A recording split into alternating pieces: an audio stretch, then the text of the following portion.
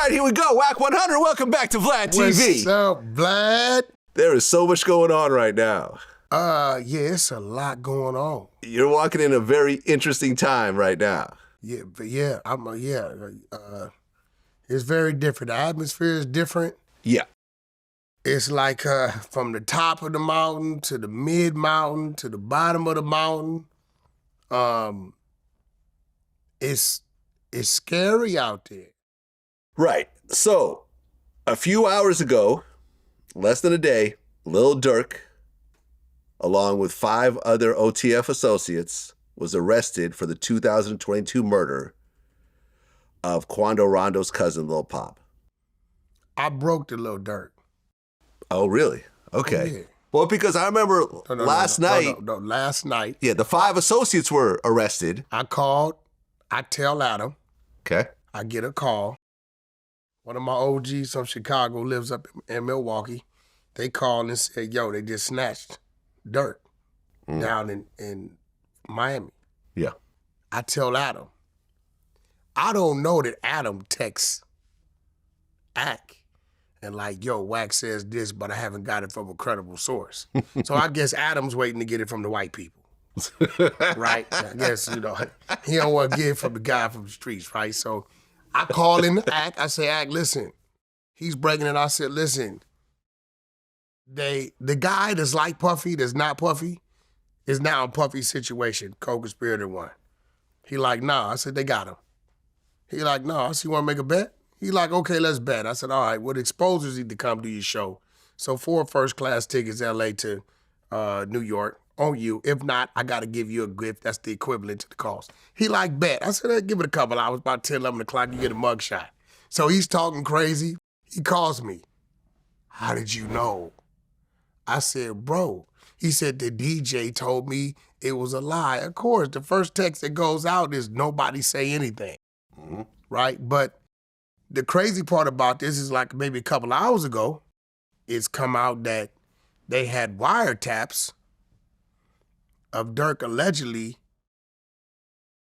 trying to clean up the people he think might tell. Now, if that... What do you mean by clean up? Okay. That could be taken a few different ways. No, they saying they got wiretaps, allegedly, that Durk is saying, get these people out the way. Damn. Now, that's the case. We have a murder for hire, which carries life. Attempted murder for hire, because Quando's in the back seat. And that was the intended target, by the way, Quando. And whatever conspiracies for however many people he may have mentioned, right, was not going to help him is the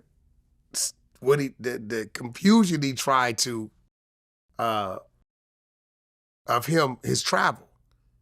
He had one flight going to Dubai, one flight going to Switzerland, but then he had a PJ.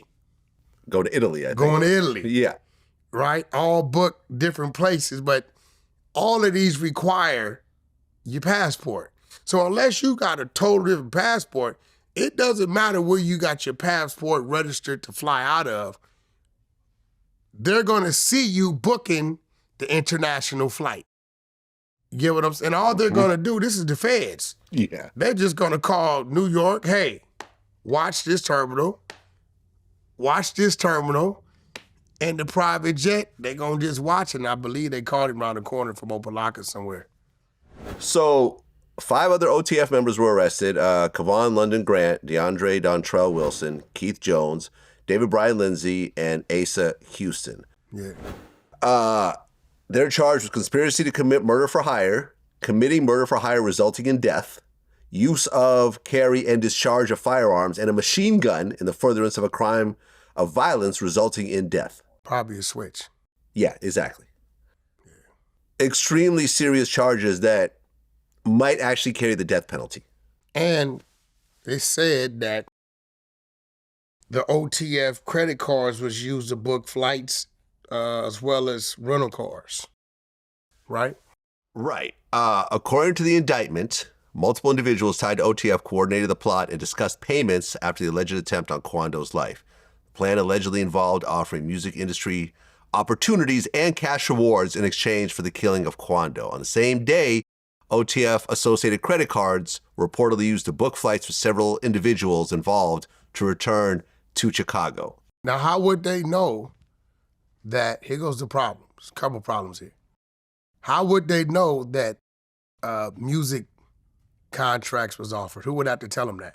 Well, prosecutors state that these transactions and the informant's recordings played key roles in linking Lil Durk to the murder for hire plan. There's a guy named OTF Jam. That was wired. Very ironic name. Jam now got he him put in a everyone in a jam. jam. Did 12 years. 12 got years. out, interviewed, said he kept it real, brought him cars, gave him 50,000. Right. This. Made mention that ain't no smut on his name. He ain't never been a rat. Caught a gun case. But eventually he flipped. Yep. He got put in the jam and now he's... Right. OTF Jam did 12 years for attempted murder back, I guess around 2010. He got out in 2022, right around the same time of the Quando situation. And he allegedly had been wearing a wire for the last 2 years. From 22 to 24. Yeah. So he immediately got caught up? Yes. That's what it sounds like. And of course, what they're saying is this is retaliation for the killing of King Von by Quando Rondo's right-hand man, Lil Tim. Slow down. The killing that happened at the Beverly Center is retaliation. What killing at the Beverly Center? That's where the last murder happened. Of this who? murder happened at the Beverly Center across the street. Oh, Lil Pop. Yeah. Now, I understand that, but the Lil Pop murder, which was supposed to be the Quando Rondo murder, was a retaliation to King Von getting killed. For that. Okay. Yeah, that's what I'm saying. Yeah, who's the first one to get mentioned of that? What do you mean? One of your guests. We all thought that was a bad drug deal, weed deal. You know that. The world thought that shooting was a bad weed deal between some Armenians or Persians. That's what the world thought. Huh. Okay. And it wasn't until February of 2023 that Brick Baby goes on the internet with Flacco and says, out of nowhere, the world is oblivious to this. We've tied this to a bad drug deal. Remember the story that an arm reached over Quando and shot him? That was the story, right? Brick Baby goes on the show and says, I guess they can't say OTF didn't slide for King Von anymore. And Flacco says, well, what are you talking about? He said, yeah, the shooting. They slid for King Von, OTF. Yeah. Now, that's February. March, the feds get on Brick. We don't know this. Jump to June 2023. Feds come to Brick Baby's house. We get the report. I'm screaming, Brick Baby just got picked up by the feds. What's happening? When your court date? Right? We're under the presumption that it's an AK-47 case. But what really happened was they came there to get his cell phone. In the process of him doing the search, they come across the AK-47. Brick Baby calls 600, who's part of the exposers, one of my guys. Say, man, the feds just picked me up. I got an AK case, but they on the other fella. We're going to refrain from his name because I know that's your friend, right? He's giving us all this information. He said the feds been on me since March, right? So he gives this thing identifying OTF in February, first one in the world. And then when they come in this house in June, they let them know they've been on them since March, but we think it's an AK-47 case, right? Come to find out, when we applied pressure last night on Act Show, he wakes up this morning in a panic. He goes on there and starts running his mouth. Yeah, the feds came in, they took my cell phone, still haven't given it back, right? If you go in there and look at that report, number 4 is a local guy that was dropping Quando's locations. Oh. Slow down. Number 4 is a local guy that was dropping Quando's locations. Now, after the murder, when Quando went back to Georgia, what did he immediately do? Dropped his flag? There it goes. What was he claiming? Rolling 60 script. Where Brick Baby from? Rolling 60 script. What you think the police told Quando? That the Rolling 60s set him up? Who you think he checked in with? Rolling 60s? With who? Okay, I see where you're going with this. That's I'm not going to say listen, it. Yeah. Listen. I'm not going to say it. No, listen. He's the one that everything I'm saying, he said. Go pull it up. Him and Flacco. Nobody knew anything about it. We wasn't even factored in OTF in this. We're at the Beverly Center, across the street. Then this morning he says, yeah, they came in, they got my phone, they still got my phone. June 2023, what we in? The indictment came down June 2024. They unsealed it yesterday, right? Mm-hmm. Brick Baby is yet to go to federal court. Look, I flew down to Savannah to interview Quando. Me and Quando have always been cool. Really cool dude, man. Very humble, very talented. And we talked about what he went through when Lil Pop got killed right next to him in the car. Yeah, he was tripping out. He was traumatized. He said it was the worst thing he ever been through. And he didn't want to talk about the whole King Von situation just because how touchy it is. But I told him flat out, you didn't do anything wrong. I would expect my security to do the exact same thing. If I was out and somebody jumped on me, I would expect my security to shoot that guy. And I'm sure Von would expect his security to do the same thing. So at some point, I understand that this is Durk's man and, you know, this is his artist and everything else like that. But at some point, when do you say, listen, this guy did something that he shouldn't have done and there's unfortunate repercussions to his actions. And I'm going to have to just step back and say, it's unfortunate that happened. I'm going to miss him, but I can't retaliate because ultimately it was his fault. You mean it was King Von's fault? It was King Von's fault. Is King Von the root or is he just a branch? I understand. It's a deeper situation, and it's I'm a little just saying, fuzzy. Durk, It's the whole Durk, thing is the NBA young boy Durk. I get it. I get it.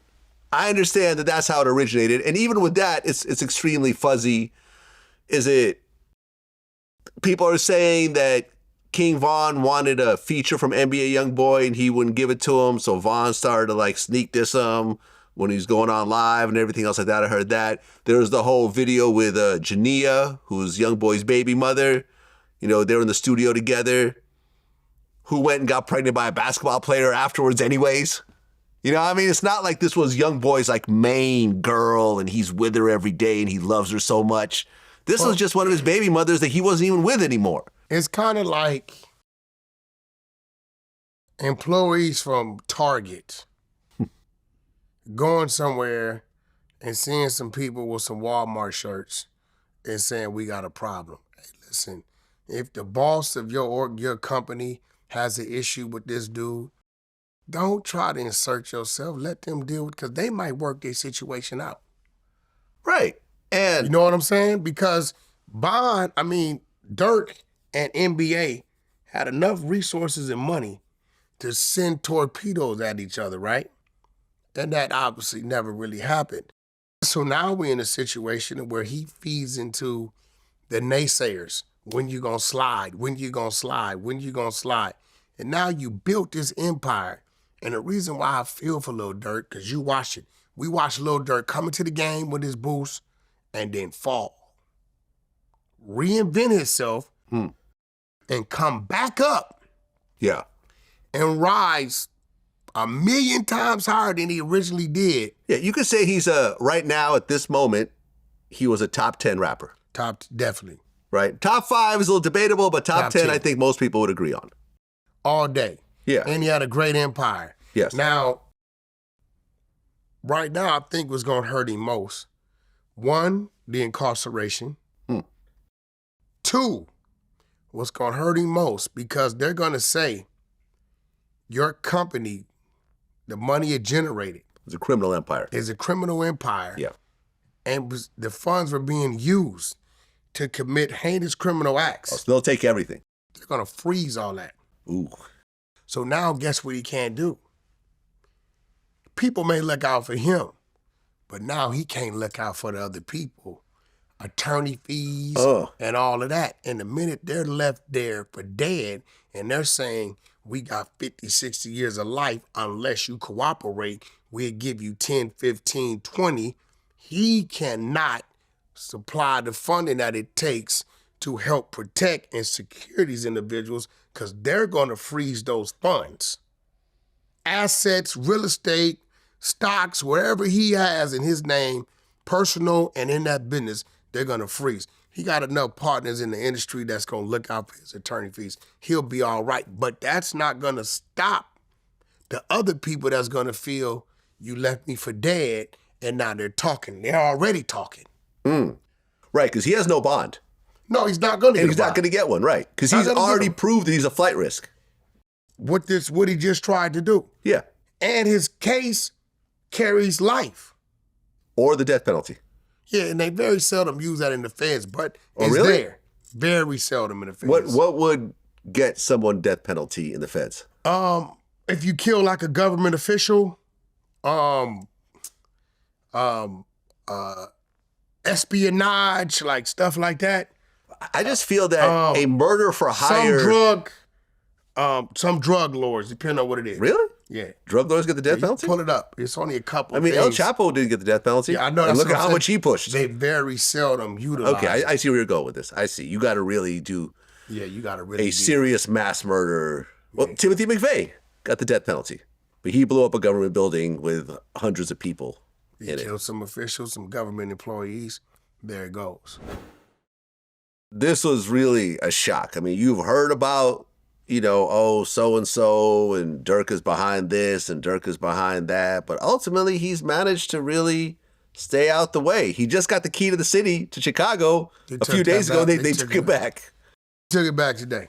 They took it back. And disassociated themselves. So it's like, it's another hit, because that was a way out for a lot of youngsters in the streets. That door is closed. You got Diddy going through what he's going through, and Durk just starting his climb. They're claiming they got wiretaps. I think ultimately they came to get him because they was like, they seen the change. They seen it like, okay, this dude is going all the way clean, straight. He's probably not going to. He turned Muslim, like hardcore Muslim. You see him with the robes and everything else like that. And I'm sure this probably contributed to it. I'm sure this in the back of his head. Because they ultimately killed the wrong person on top of it. Well, I mean, I believe he might have been, I don't know. Was he out pumping the gas? I'm not sure. Or was he in the back seat? I don't know where he was at. But with that type of firepower, they really, they attempted to kill whatever was in there. The scary part about this is that intersection, and you're dealing with guns with switches on them. Yeah, that's a huge charge in and of itself. Brother, that intersection is very busy, right? Them bullets is flying, right? Anybody could have got hit. Easy. That, it's everything right there in that intersection, right? So thank God that didn't happen. Condolences to the family of the young man that was killed.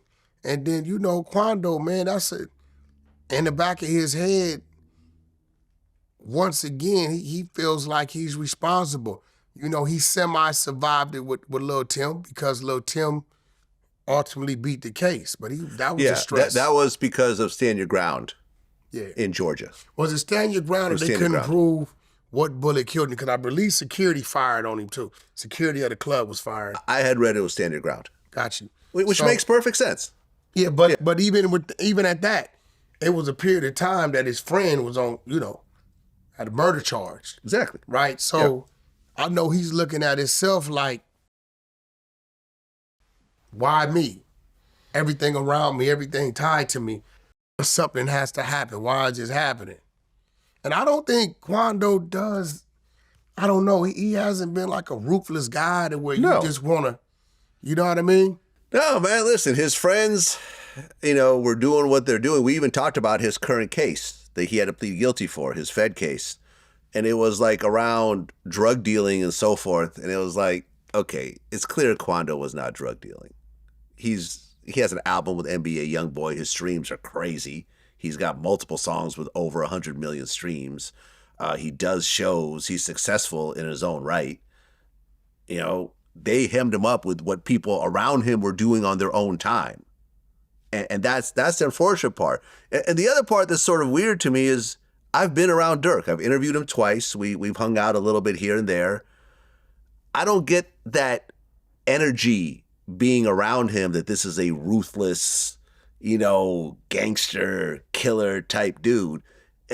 And I've been around, he's not a very tall guy, but I've been around short people before. You know what I'm saying? Like when I was around Jimmy Henchman, you could feel that energy. Okay, this guy's not physically big, but you push him a certain type of way and, you could see what's going to happen. Jimmy was pretty good about camouflaging. Now you just knew who Jimmy was. Okay, so maybe that's the thing. Maybe his reputation spoke. Jimmy was pretty humble. Jimmy was a small dude in stature. He didn't say too much. He wasn't an aggressive speaking dude. He was a stern speaking dude. Right. But he didn't really come off with the Suge Knight effect. All right, so maybe his reputation preceded him. Yeah, so maybe, I'll give you that. If you knew his reputation, reputation, you automatically stepped into the situation. No, you're right. Because remember, I was around him and Game when, before, you were rocking with Game during the first album. I was part of that rollout. That was my first video project ever, was The Devil's Advocate with me, Game, and New Jersey Devil. So I was in the studio with them. I was at their hotel rooms and everything else like that. So that's when I first met Jimmy. But you're right. I had heard about Jimmy beforehand, and yeah. But then again, you know how the feds work.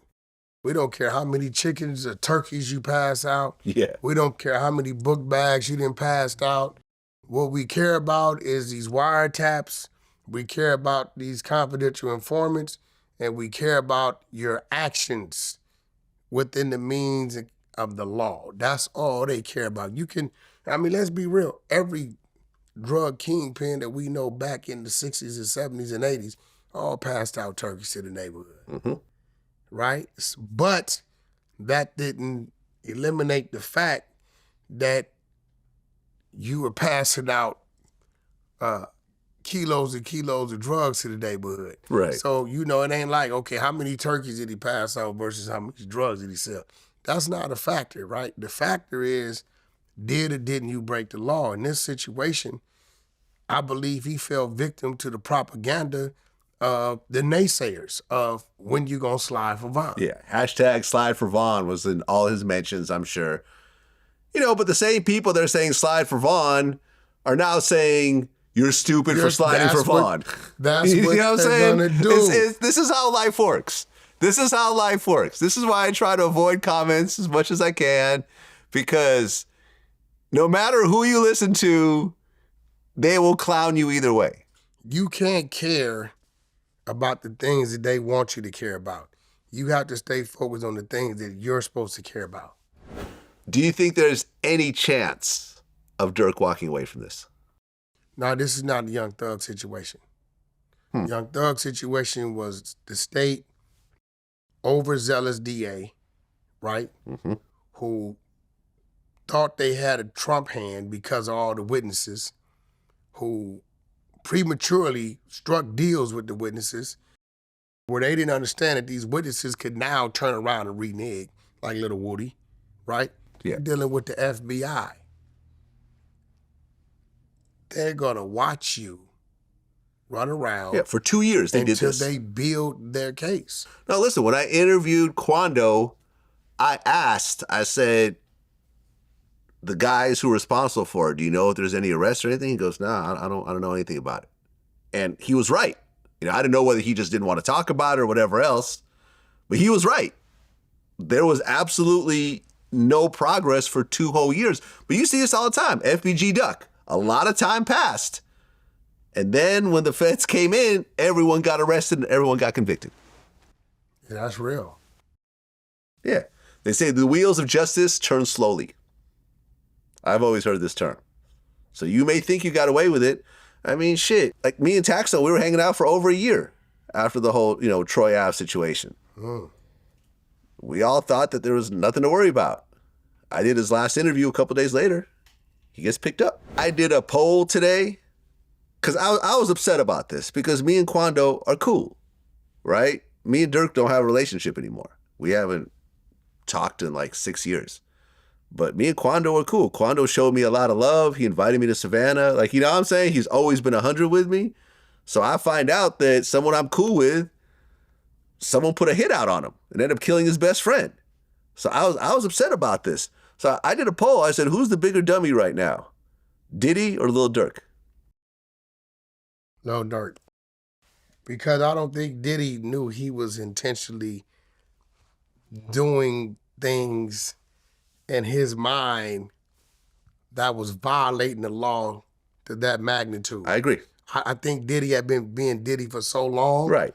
Right? This was just his norm. Right. Right now it's like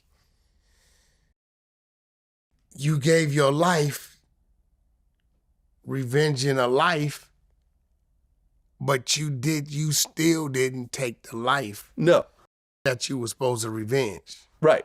You got someone who was not even involved in that situation. Who probably wasn't even there, actually. I don't think Lil Pop was even there when that happened. It wasn't. Yeah, I would agree. I think that Durk is the bigger dummy right now. Especially where he was in his career. He was a lot younger. Yeah, Diddy was a drug addict who liked freaky sex. And I mean, we talking about the music industry. Yeah. What's the percentage? There's a higher percentage of drug addicts who likes freaky sex than normal people who just report to work and go home and live normal, what we call normal lives. Yeah. That's the norm. Yeah. Right? I don't think Diddy was running around out here trying to revenge Biggie's death. No, not at all. You know what I'm saying? That wasn't his thing, right? So,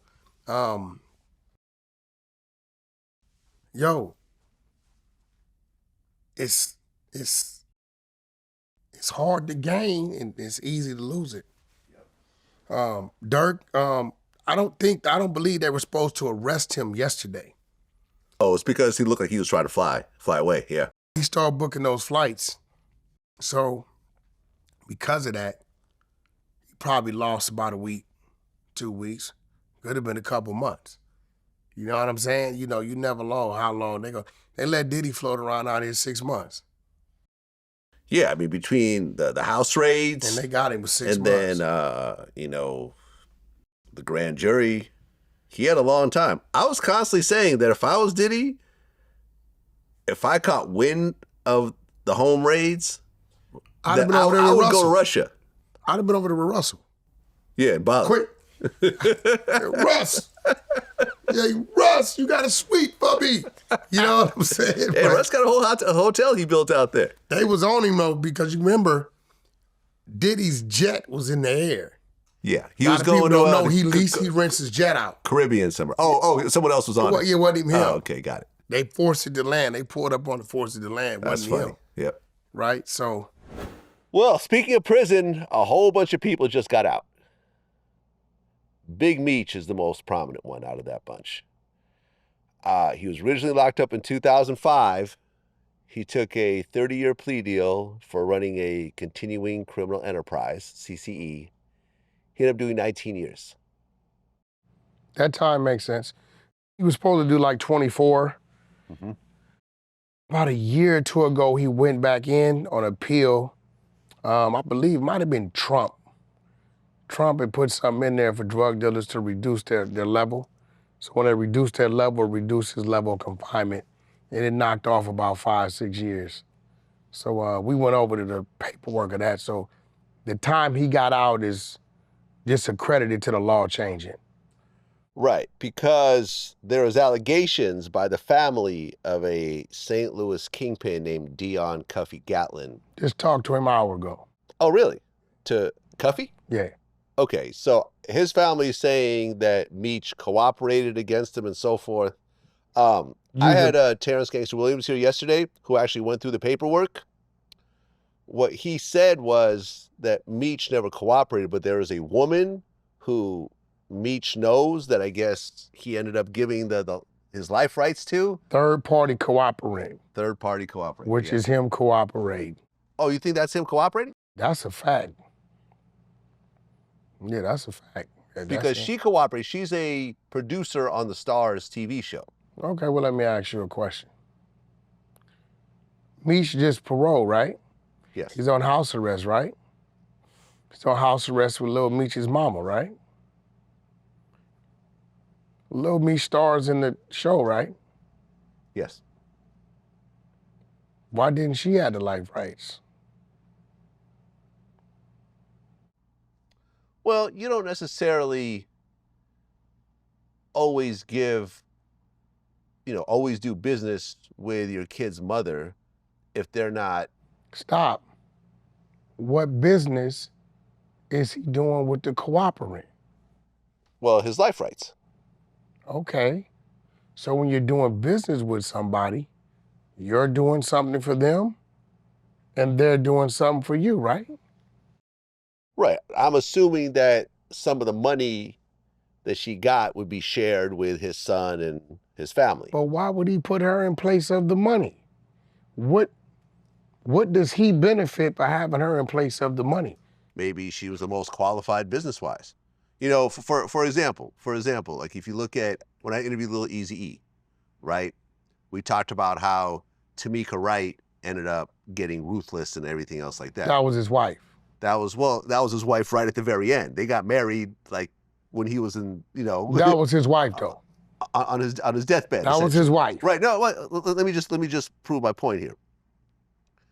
Lil Eazy said, well, Eazy could have given the rights to his grandparents who were still alive at the time, but they were older, they didn't know anything about the music industry, so it didn't make sense to do that. So he felt that Tamika was the most qualified to actually run the business. And ultimately she did a, fairly good job. She does a great job. Shout out to Tamika. Yeah. Anytime I need anything clear, I hit Lil Eazy. She hears it's me. Through Big Bruce, they make it happen, right? But what I'm saying is he could have said, no, I'm going to give my rights to my actual family, to my actual grandparents who raised me, who I trust more than anyone else. But so you're saying that he gave it to his baby mother Tammy instead. Cowan, as far as you're concerned, was probably more qualified to handle the business. This is what you're saying, I'm saying potentially. I'm okay, saying can I give you another way of looking at it? This is true. I'm saying that this is a theory. Can I give you another way of looking at it? Okay.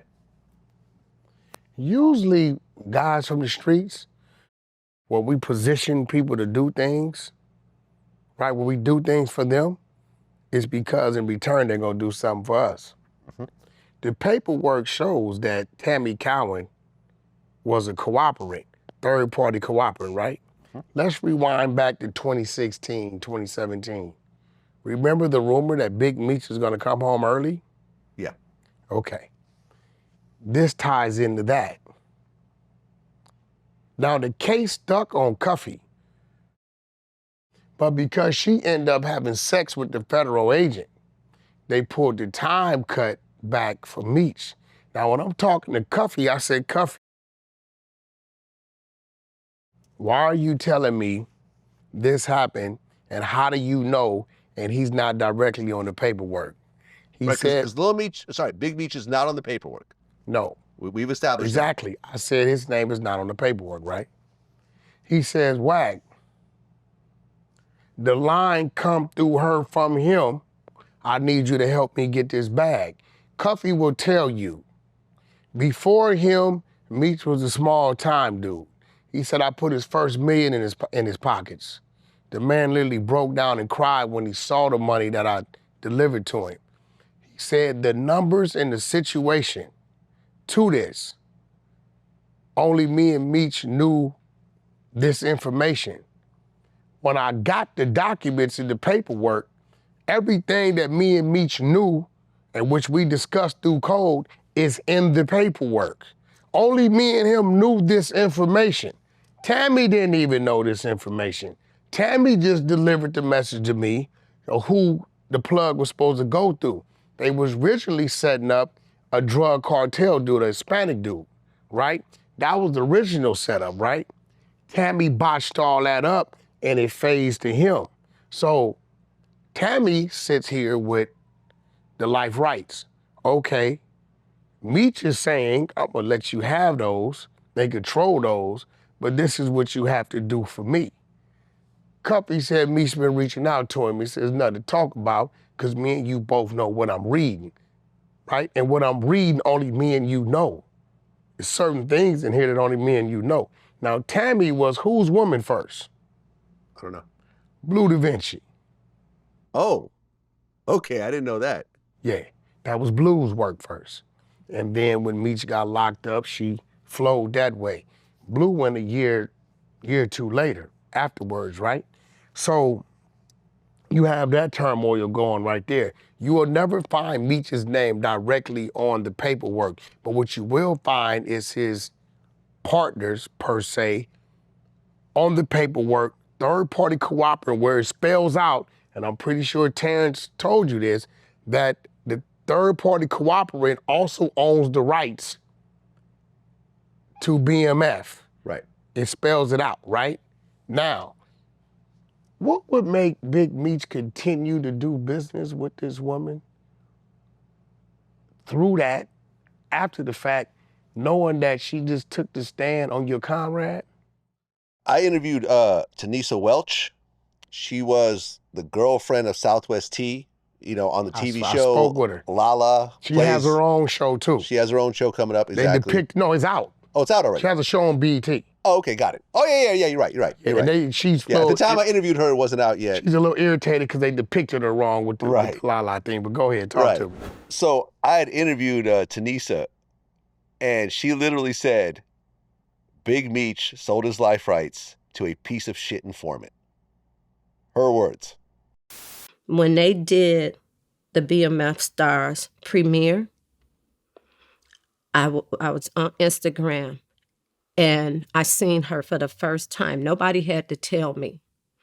I looked at her and I knew it was her. All these people from BMF and everybody, they just all hugged up with this person. Do you know how that make me feel? Like, this is a government informant. I'm y'all 30-something year friend. I don't even have to be a friend. I should have been somebody you respect. You don't have to love me. You don't have to like me. But I don't know nobody that I will put in prison. Nobody. I don't even hate nobody that bad. And then you guys sit around and y'all argue with Blue about who he is or what he did to anybody else. And y'all upholding this piece of shit ass woman. Who exactly did this woman snitch on? Who, Tammy? Yeah. Was it Cuffy? Cuffy. Anyone else? Cuffy, and she was trying to line up. It was a Mexican dude that was from the cartel, but Cuffy. And Cuffy be home real soon. Oh, really? On his way out. He's going to have a mouthful when he comes out. Yeah, they got 2 ghost gun charges on him. I'm not talking about ghost gun as far as what we know him to be. They got 2 gun charges, but what's conflicting is you can only put 1 on him. So one of them they have to drop, right? And either one of them they drop puts him at the door within the next 12 months. So he's on his way home. You mentioned Blue Da Vinci, and I had interviewed a few people about him, and they claimed that he was snitching. J-Bo was one of them. Uh-huh. And I remember he sent me a real nasty, threatening DM. Yeah, Blue? Blue, yeah. Me and Blue were cool before. Blue was the one that I was hanging with when, you know, I was with BMF in we just kind of had our little dispute a couple weeks ago. Yeah, I mean, I have nothing I've been against defending Blue. them, but then I get a call from one of my guys, Baby Runner, from 40 Crip. And he's telling me, I'm listening to you talk and you got it all wrong. See, at one point he was accused of telling about the compartments in the limousine. But then the paperwork came out and it was the driver that told on that. And this where you see Big Meech kind of do the intro to his mixtape when he paroled. So when I put Baby Runner on the phone with Blue Da Vinci, because it kind of kicked off on the Clubhouse app, Baby Runner been to the feds. He said, what's the 5 elements of the safety valve or your proffer. He said, Blue said, one, you must take your time, your plea in a timely manner. 2, has to be a nonviolent crime. 3, you can never have a criminal history. 4, it can't be violence within the crime. He said, and what's the 5th one? He said, you have to cooperate with the federal government. He said, well, my attorney spoke for me. He said, whatever's coming out your attorney mouth is coming from you. Correct. And you have to say, he said, well, everything I had to say, they already had. He said, that's cool. If you're corroborating stories or other accusations against other people, right, and they know that to be true, right, then they're gonna grant you your safety valve. If you don't qualify for one of those things, right, they're not gonna give you your time deduction, right? So he said, well, was you behind the wall? Blue tells Baby Runner, what you mean? He said, you know what I mean. Was you behind the wall? Was you at a USP? He said, well, I started at one, but ended up in a minimum security, which I think is the one Big Meech paroled out of in Florida. He said, okay. Next question. Did you get any time off? And Blue hesitated and said, yes. You know how much time he got off for dirty in his name? 8 months. That's it? Yeah, listen. 8 months. I have nothing against Blue. In At fact, that point, it was what it was. yeah. And that's what it is. The truth can never be considered disrespect. So, you know, it is what it is. Yeah, listen, I have nothing against Blue. I've always liked Blue. He came in and did an interview with me, in 2015, and I told him over DM, listen, if you want to come in and state your case, I'll give you the platform. And he was like, nah, fuck that, we're going to catch up to you, and then he blocked me. You know what I'm saying? Yeah, but he can't be mad about his actions, right? I mean, That's what I let's just said. be real. He's been home like 10 years. Right. He's been dealing with this torture and torment for 10 years. Right. I'm pretty sure he wish he would have just did his extra 8 months. Well, right, because remember, he wasn't part of the BMF rollout. You know, he wasn't invited to the red carpets, to the events, everything else like that. They clearly have pushed him away. You know, he could claim BMF, but no one in BMF has embraced him at this point. Well, he owns the logo. Oh, okay. That's why you don't see the right logo on the 50 Cent Oh, they thing. switched it a little bit? No, you see the little M, not the big M, right? Oh. BMF Entertainment is Blue Da Vinci. Right, because he was the main artist on there. Yeah, he's Blue Da Vinci. He owns that. And I suggest he take that and do his own story. But you know, he did a bad thing when it comes to the streets, and he has to, like, as a grown man, and he's grown, he's like 46, 47, he has to own up to that and just move forward. The people that's gonna embrace you, they're gonna embrace you. The people that's not, take your own story and your own situation and go do something with it. You can't get mad at people for reading documents or giving their opinion based upon what the so-called rules are in the streets. Can't get mad at Vlad because he's interviewing people that have prominent names in certain movements. And we're actually around. And they say what they say. Right. Why you're mad at Vlad because he put it out, or are you mad at the individual that said it? Right. Don't get mad at me because I got approached and got a call from your side of the fence. And I just, instead of me hearing them, I got you on the phone and let you two converse, and I'm hearing it. And this dude, Baby Runner, is very adamant about what he's saying, right? Like, look, bro, he told him, I got love for you, homie, I respect you, but me and you both know if you would have hit a USP with that paperwork that says safety valve, you would have got stabbed. We're not, safety valve means proper. Proper means you communicated with the feds. This is all he said, and I'm looking at his reaction. His reaction to Baby Runner should have been what his reaction was to you. But it wasn't. Listen, Blue, you're welcome to come on the platform. I'll have lots of security there when you come over. I'm not going to play around. But you're welcome to come. You know what it is. I have absolutely no animosity towards you. And when it comes to cooperating and so forth, I don't really hold on to these. I just don't care, honestly. I simply don't care. I'm a civilian. I always have been. I tell people, listen, these days and these times, us talking about a person cooperating It's just content. Right. That's it. We're not talking about it to get anything done to you, because nobody's gonna do it, to ruin your career, ruin your life. It's just content. Right. That's all it is. It's no more, no less. Nobody's like, hey, we're gonna put him out there so somebody does something to him. Absolutely not. Nobody's doing anything. Nobody cares. Right. But don't get mad that you've made yourself content through your actions. It is what it is. Well, another person who just came home was Ali Zoe Adam, who was the founder, or one of the founders of the Zoe Pound. I did his first interview. You seen it all? I didn't see it. Yeah, it's out there. It's funny because as soon as the interview came out, all of these other Zoe Pound people started hitting me. It's like, no, he's not the founder. It was really me. And no, he got this part wrong and I want to come in and so forth. So now the whole Zoe Pound situation is like Here's crazy. the thing. I hate to say it.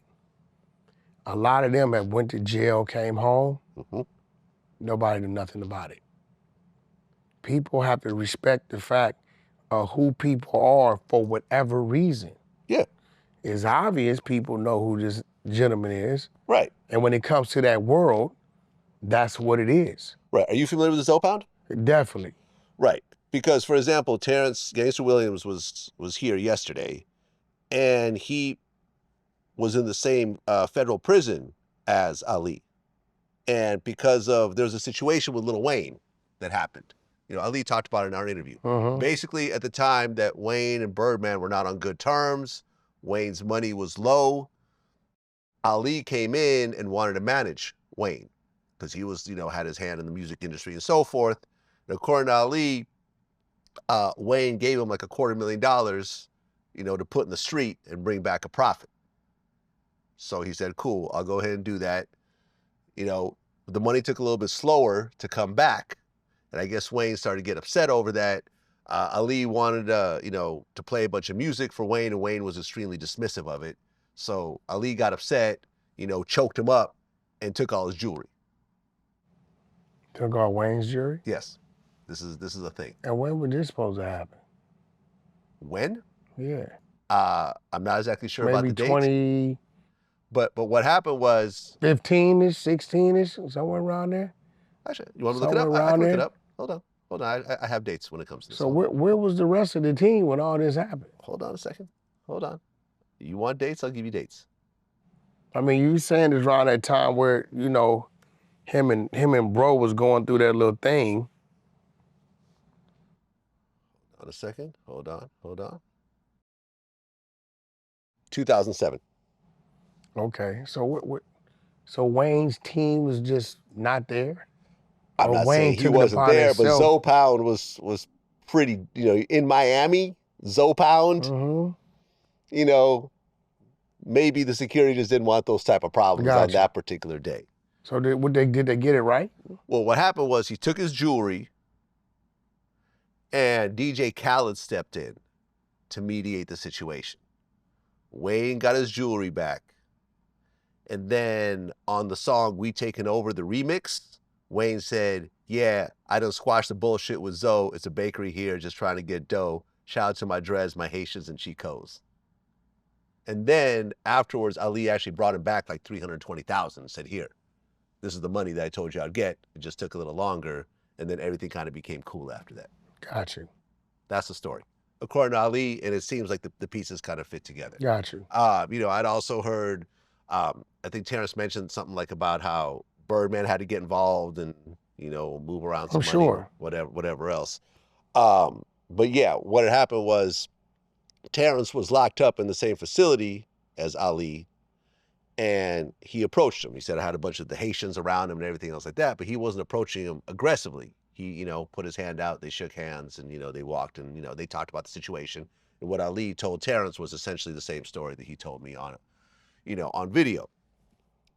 So yeah, that whole situation happened. And there was just a lot of, you know, a lot of craziness around it. Because a lot of people, even me, thought that Macazo was the founder of the Zoe Pound. And he addressed that. Great guy.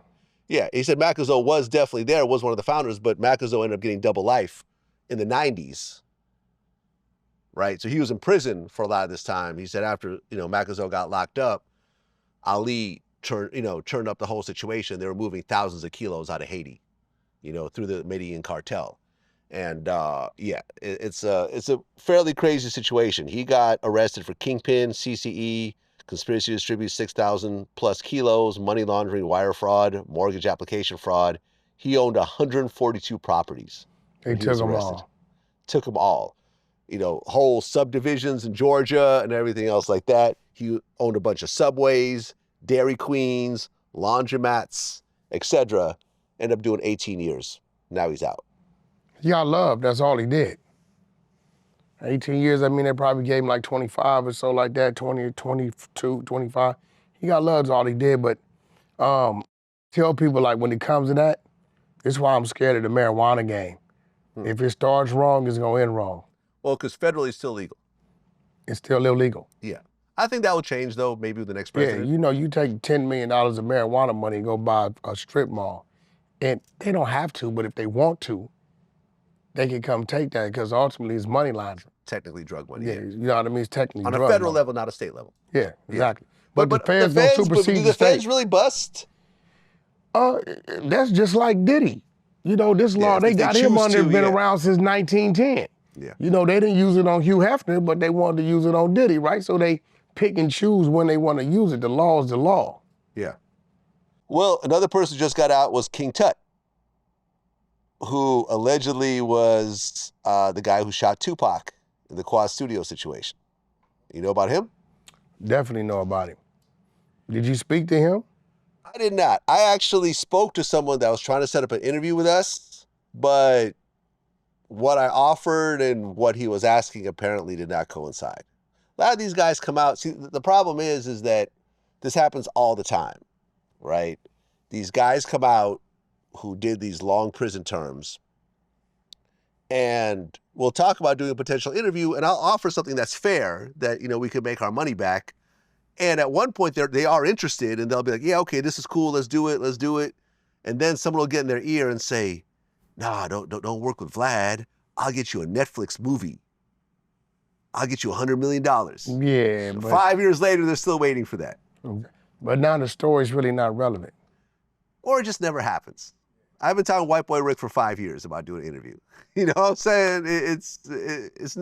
It's still, I'm still waiting. There's been movies done already. Exactly. That's what I'm saying. Like this happens all the time. So someone got in his ear and basically is saying, oh, we'll get you a huge documentary. We'll get you a huge movie. Don't work with Vlad because that'll make the deal fall apart, which honestly, I've never even heard of this happening. Usually when you do a VladTV interview, it'll blow you up even bigger and they'll put you on the radar. Yeah. You know what I'm saying?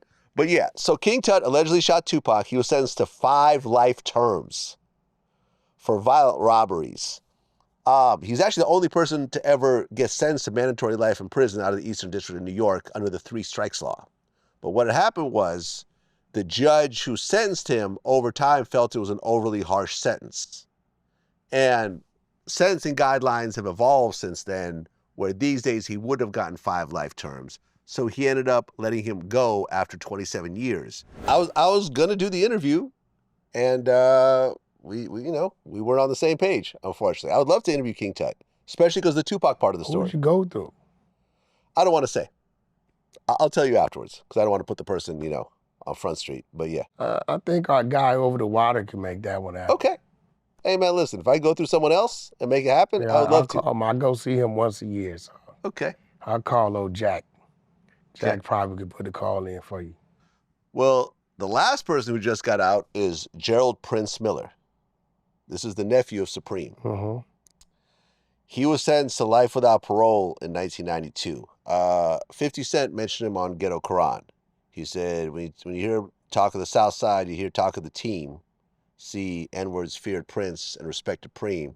For all you slow motherfuckers, I'm going to break it down iller. See, Prince was the businessman and Prince was the killer. So basically when Supreme went to prison, Prince took over and it turned into an absolute bloodbath.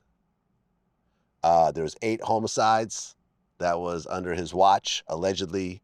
And he was just like the crazy dude out there killing everybody and so forth. So he ultimately just got out. Another person who I was speaking to through the same guy, that we actually had a price that we agreed on, and then at the last minute, they're like, oh no, someone came in and said, don't do the VladTV interview. We're going to get you a bigger deal somewhere. So he's not interested in talking to me at all anymore, once again. Which is unfortunate because Supreme is the bigger name in this story, right? He is, but Prince is a name. Prince is a name. Yeah, But Prince is definitely I think that these guys feel they have $1 million stories. I mean, listen, I talked to Alpo before he got killed. We were talking, and you know, I gave him what I thought was a fair offer. There was some wiggle room. He wasn't interested at all because someone told me, oh, he wants over 100,000. And I'm like, well, I can't offer that. Well, so. a lot of these people are getting out of jail, and they're tied to people that don't understand this industry anyway. Right. So what happens, Vlad, is they say, yo, Vlad's making all this money. That's a collective of work. We're talking about your situation and what your situation's valued at. If I have a house that's 3,000 square feet, this is gonna be valued different from the house that's 5,000 square feet. Yeah. Right? So everybody's story is a little different. And on top of that, what they don't understand is a lot of people from their era aren't really socially inclined to what we do. Yeah. So what your platform is doing is introducing them to a total different fan base that's gonna watch it because this is Vlad. And I don't think they understand that the value you bring is the equivalent to the value of their story, because they can stand on the corner and tell their story, they can go write a book about their story, but it's not gonna get the movement that it will get with their story being on your platform. So the things you're offering them, they should kind of consider, you know, and I think maybe Vlad find a situation to where maybe the front end is a little less, and then maybe you do a little profit sharing on the back, because that at that point it makes a person feel like as it continues to make money, they'll make something off of it too. But they gotta lighten up on the front end of the deal as well. Yeah, man, look, when I was speaking to one of my people about doing the interview with Ali, the original number was too high. And I said, I can't do it. And they're like, what are you going to counter with that? Because I'm not going to counter, because what he's asking for is too far from reality. Yeah. But then they came back and said, okay, he'll do it for this much. I'm like, okay, cool, that's fair. Let's do it. You know, but I think Ali understood, because, you know, he had done Feds magazine. He was on the cover of a bunch of Feds and so forth, Feds magazine covers and so forth. So I think he understood the importance of the platform and how you do Vlad TV, and it'll lead to a lot more opportunities. Everyone will see it. Like I said, like everyone in the Zopound is losing their mind right now. Like everyone who is at all affiliated or knows about Zopound or whatever else, everyone's tuned in and watching it. It'll get millions of views, which could turn into other paid interviews. It could turn into other business opportunities. It could turn into movies. It could turn into documentaries. It has nothing to do with you. And I don't own a piece of it. That's all you. You know what I'm saying? It won't go through me. In fact, when I interview people, like, you know, for example, I interviewed AZ Faisan a couple times. You know, he's, you know, from the Paid in Full movie, you know, it was done about him. Yeah. And I remember out of the blue, recently Sean Cotton called me and said, hey man, I want to pay AZ for an interview. Can you connect me? I said, sure. Got his new number. Said, here you go. I don't want a piece of this, whatever. Y'all work out, whatever y'all work out. You know, you're putting some more money in his pocket. I think that's great. You know, he has another, you know, interview on a different platform. That's great. Yeah, it's cool. Yeah. And business keeps moving, man. Like, I'm not trying to take pieces of whatever else you're doing. What you do with me stops with me. And whatever other business you do is all yours. But we do give you a big platform, and I feel like I do an exquisite job of really letting people explain their stories. Yeah, because you sitting somebody here that younger crowd, you know, a lot of these people that did, let's say, 30 years, right? So that means somebody that was 10 or 15 might know who they are if they're from that region. Yeah. So if you did 30 years, that means you got a crowd, people that's 45 or older from your region may know who you are. Yeah. But everybody else that's 16 to mid-30s have no idea who you are. They wasn't even born when you went to jail, right? But because they watch Vlad, they subscribe to your channel, whatever pops up, they're paying to watch it anyway, and they learn. Remember American Gangster? Not the movie, but the series? Yeah, I actually produced the Mac Dre episode of American Gangster. I didn't know Midget Molly, Right. the Chamber Brothers. All those guys. All these guys. I seen Chaz Williams' story on that before I met him. Yep. Right, so Rest in peace. It taught me about people that I had no idea who they were. It was very interesting, right? Yeah, it was very well done, very well put together. Yeah, so. And look, man, at the end of the day, all these guys, you know, and you have situations, for example, like an Alpo who was sitting there waiting for the big payday, and then he died. He died. Now, there's no real content of him out there. He's never gotten to tell his story, period. So people are just piecing together what they're piecing together. He had contacted me through K Slay, saying, yo, let's put together something with TV. And I'm like, all right, well, when you ready to sign something? But nah, just go out. Nah, I'm not going out here trying to figure out nothing. When you're ready to sign something that says, when I bring something back to your liking, right? I'm part of the deal, then we do it. Other than that, I'm not even gonna play the game because these dudes are street hustlers. Yeah, they'll try to hustle you. And they'll try to hustle you, and I know that. And I don't wanna activate or entertain my evil and get mad and upset and feel like you just tried to play me, and then now I'm putting myself back in the situation where I may be going back to where you just came from. So, let's do the documentation. It's an interesting way to say it, but yeah. Yeah, let's do the documentation, contracts, keep everybody fair. Right. And if you're not willing to do that, then that's letting me know what you're willing to do. Right. The fact that you're not willing to do that to secure me lets me know that you will backdoor me, you will snake me, or you'll waste my time. So, at the end of the day, it's a lot of content out here. It's a lot of people that do want to talk to you.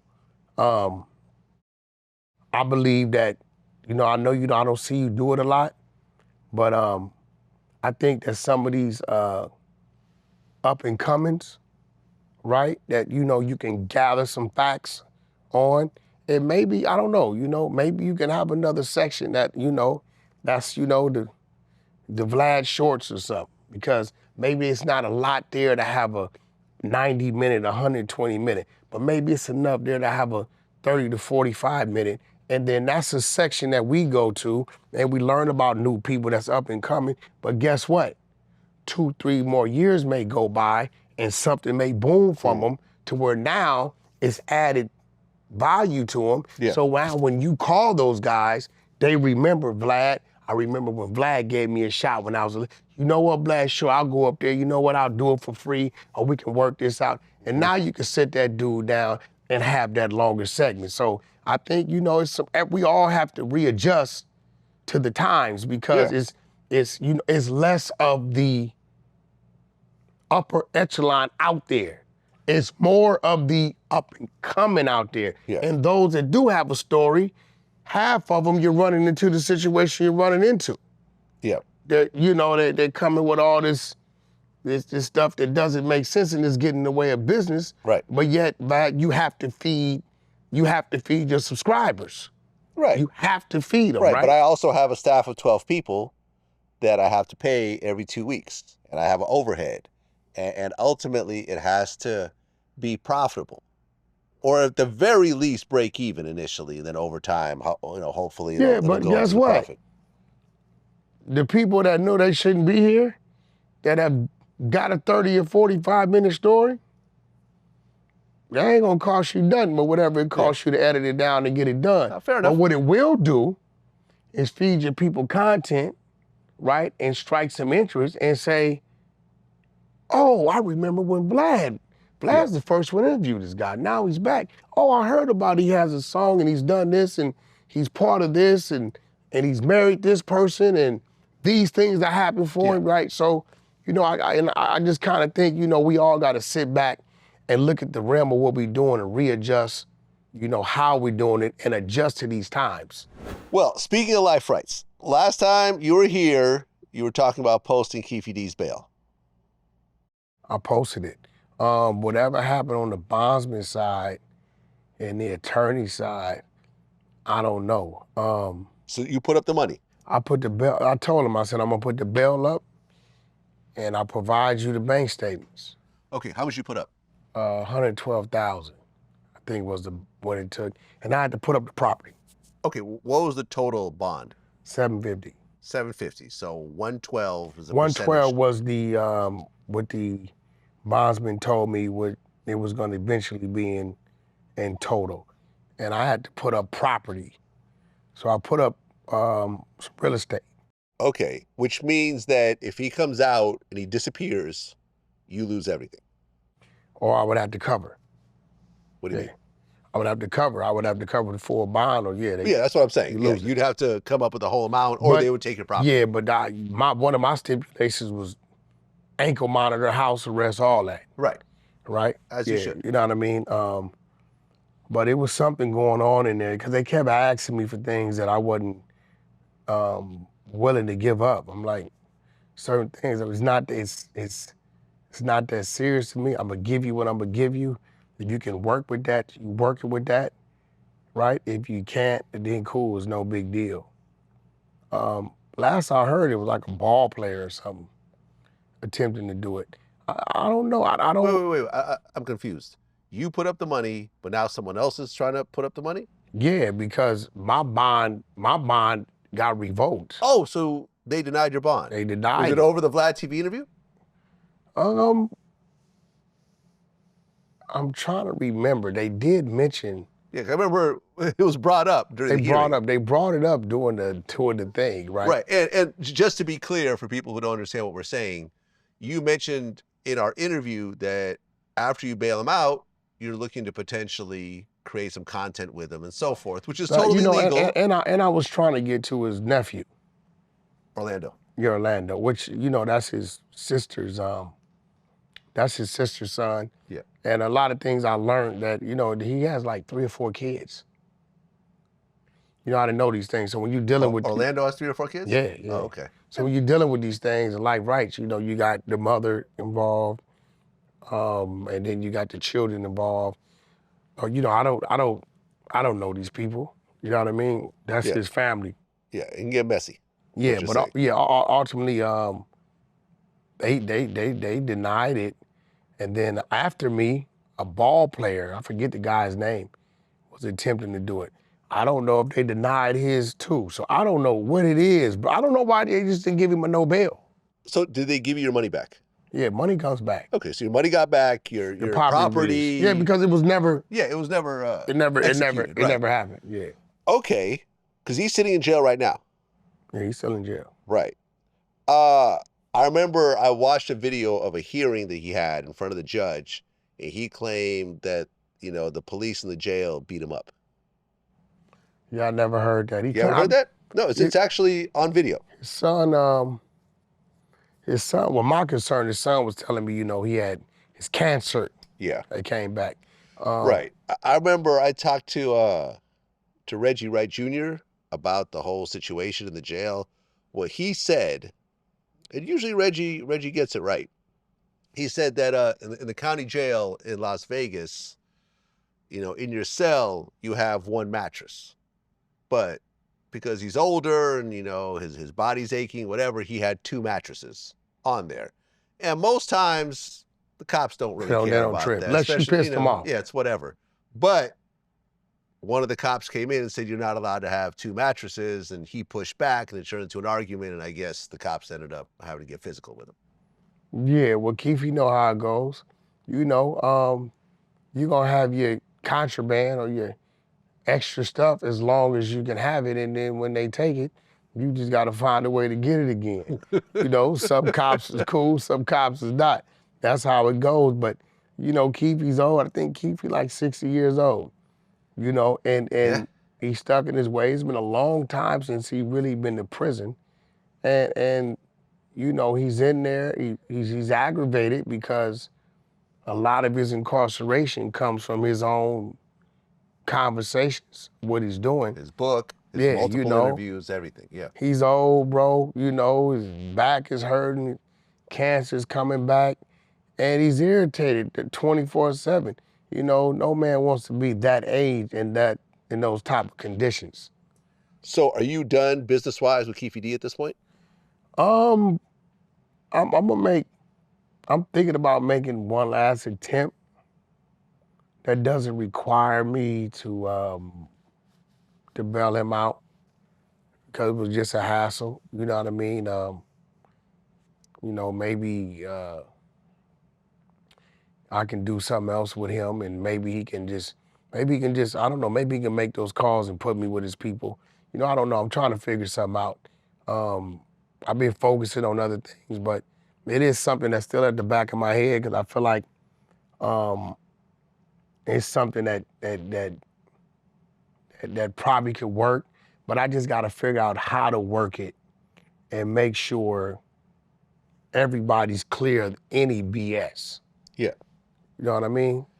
Do you think there's any chance that Diddy will get tied into the Keefe D situation?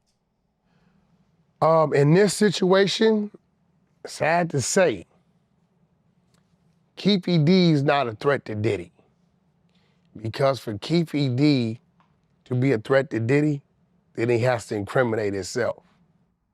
Oh, I see what you're saying. But Diddy is a threat to Keefe D. How so? Because if Diddy says anything, right, that solidifies the facts that they're putting on the table, Diddy says like, yeah, Zip did give him a gun, right?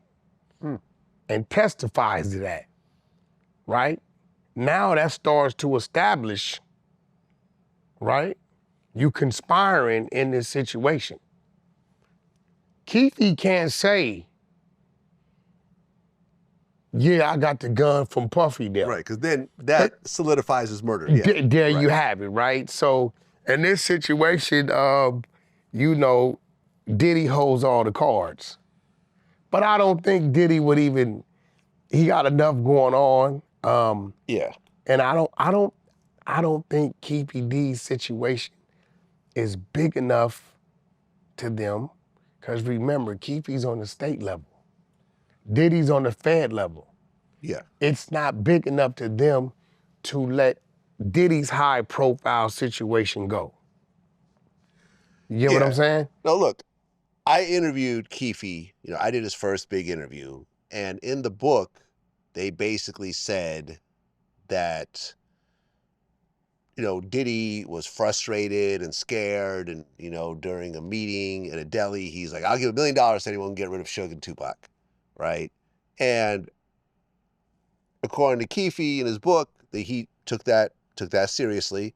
So he claimed that after Tupac got killed, Diddy called him and said, was that us?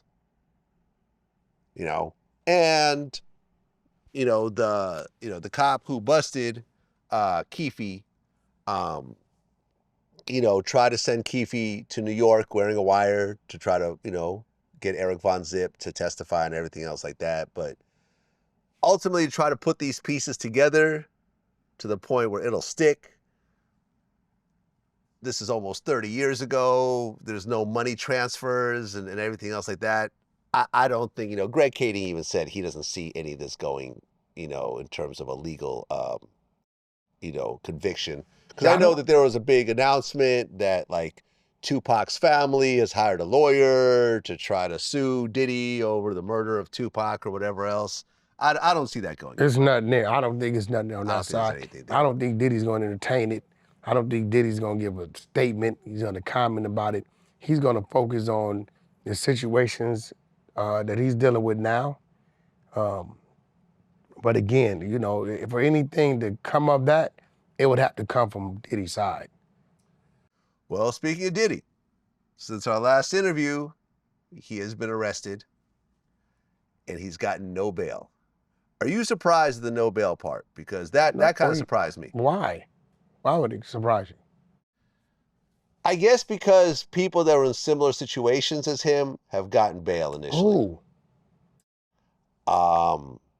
The FTX guy. Uh-huh. He got a $250 million bail until he messed it up with witness tampering. R. Kelly initially was Well, on bail. stop right there. He got a bail. Yeah. They let him out. They let him out on Yeah. $250 million, right? Yeah. And then they revoked it, right? Correct. Why? Why did they revoke it? Witness tampering. So why did they not give Diddy a bail? Witness He tampering. called the lady 58 times. More than that. Or something crazy. Yeah. Right? Why, if Durk could get a bail, which he can't because of his crime, but why wouldn't they give him a bail? You're a flight risk. Whenever you demonstrate things Yeah. prior to your arrest, right? They're gonna say, well, you did these and you didn't know we were gonna arrest you. So now that you know what you're facing and you have the means, the money and the resources, right? The only way we can make sure is to keep you confined. No, you're right. Once more information came out, because you're talking about, because initially there's a former Danity Kane member named Dawn Richard who sued Diddy. And in the lawsuit, she had mentioned that Kalina Harper, another one of the members of the group, had seen a lot of the abuse and everything else like that. After that lawsuit dropped, Diddy called and texted Kalina 128 times. And shortly after, Kalina put up a statement that said, my name was mentioned in this lawsuit, but I've never seen any of these activities that actually happened. So the feds obviously looked at it and said, okay, clearly she was coached to say these things. So this is now witness tampering. Even though this is a civil case, we're going to use it. We're going to use it to keep him in jail. And Diddy's defense, he hasn't dealt with the criminal side of law. He's probably entertainment law, civil suits. So in his head... Well, no, I mean, there's the Shine shooting. Yeah, I mean, but that was serious. That was a violent situation, right? Yes, someone got shot. In Diddy's head, he's probably like, what's going on here? Like, what is this? Right? Think about it, for real. Like, if they said your security guard said something that was totally far from the truth, right? It would be hard for you not to call him and say, what is this I'm hearing? Right? It's just a natural reaction, right? And the Diddy we know, you know, bro, he's kind of like, I don't want to call him a spoiled guy, but you know, he's a boss type dude, so he's used to getting his way. He's used to getting a reaction. He's used to getting answers. He's not used to like sitting in limbo, wondering about this or why this, or he's just gonna pick the phone up and call, right? So I think his arrogance, his innocent arrogance, right, put him in a situation where he made decisions that ultimately worked against him. Right. He's charged with sex trafficking, racketeering, and kidnapping, and he is facing life in prison. He's had 3 bail attempts denied. Yeah, and they're going to continue to get denied. And he has one more, other case. You're not going to read the other charge? Oh, there's more charges? Yeah. You didn't see it? At the bottom. The bottom of what? Right there. It should be at the bottom in red. The abuse of over-purchase of baby oil. Yes, right there.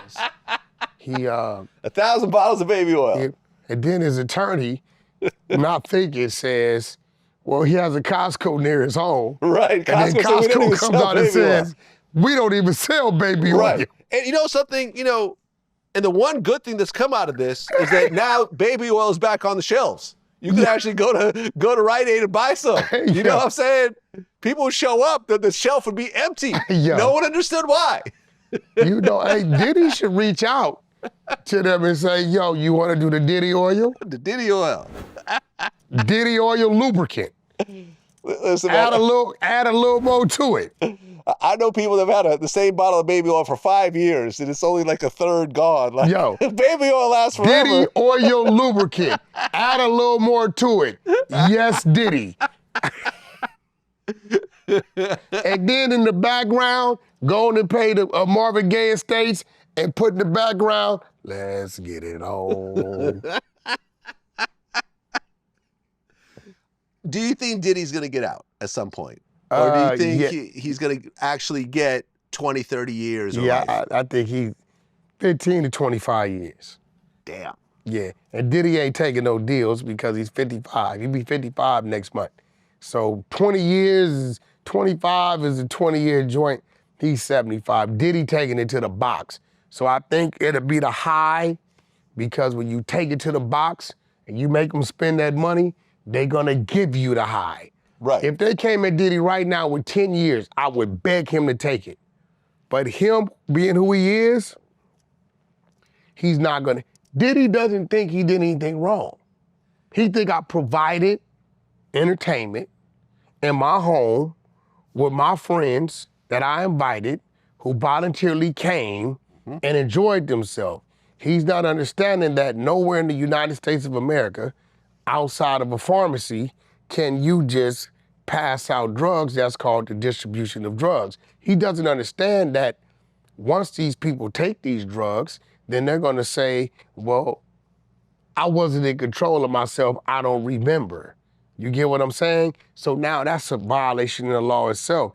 And then a lot of us didn't understand this law from 1910, this white slavery Mann Act law. A lot of us didn't understand it and took a lot of celebrities down, and it was designed for certain people not to be able to deal with certain people. Do you know if you go to social media, right? You go to Instagram, you get in the chick's DM, baby, you look good, I like what I see, send your number. She sends a number. Listen, what you doing this weekend? Whatever you doing. Where you live at? Dallas. All right, I'm gonna book you a flight, fly you out here. You book the flight, send her a ticket, she flies out here. You send the car, take her to the W Hotel, y'all party, have sex all weekend. Monday morning, she goes back. That's sex trafficking. Is it sex trafficking if you don't pay her money, though? No. If you provide the Mann Act of 1910, white slavery, if you provide the means of transporting, right, in-state and out-of-state for the sole purpose of having sex, it is sex trafficking. These are things that we're dumb to because in our way of life, it's normal. The lady coming out the club, we've all seen this, loaded, she been taking shots, every club is over, dude a little loaded, she staggering, he grab her hand, come on baby, you with me.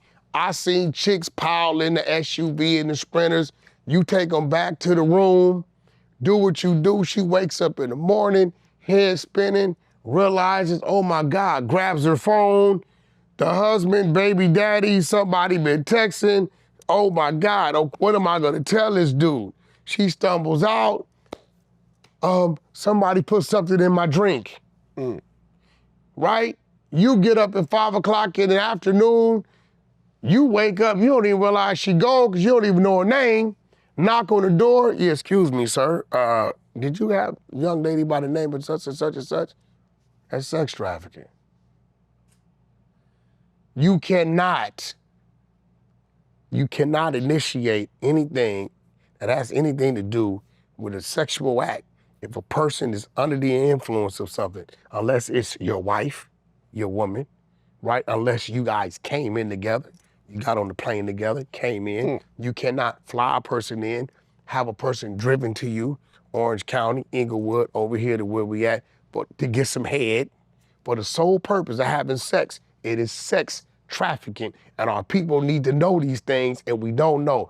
Go look up the federal mandated law of 1910. It's called white slavery / man with 2 N's, the Mann Act.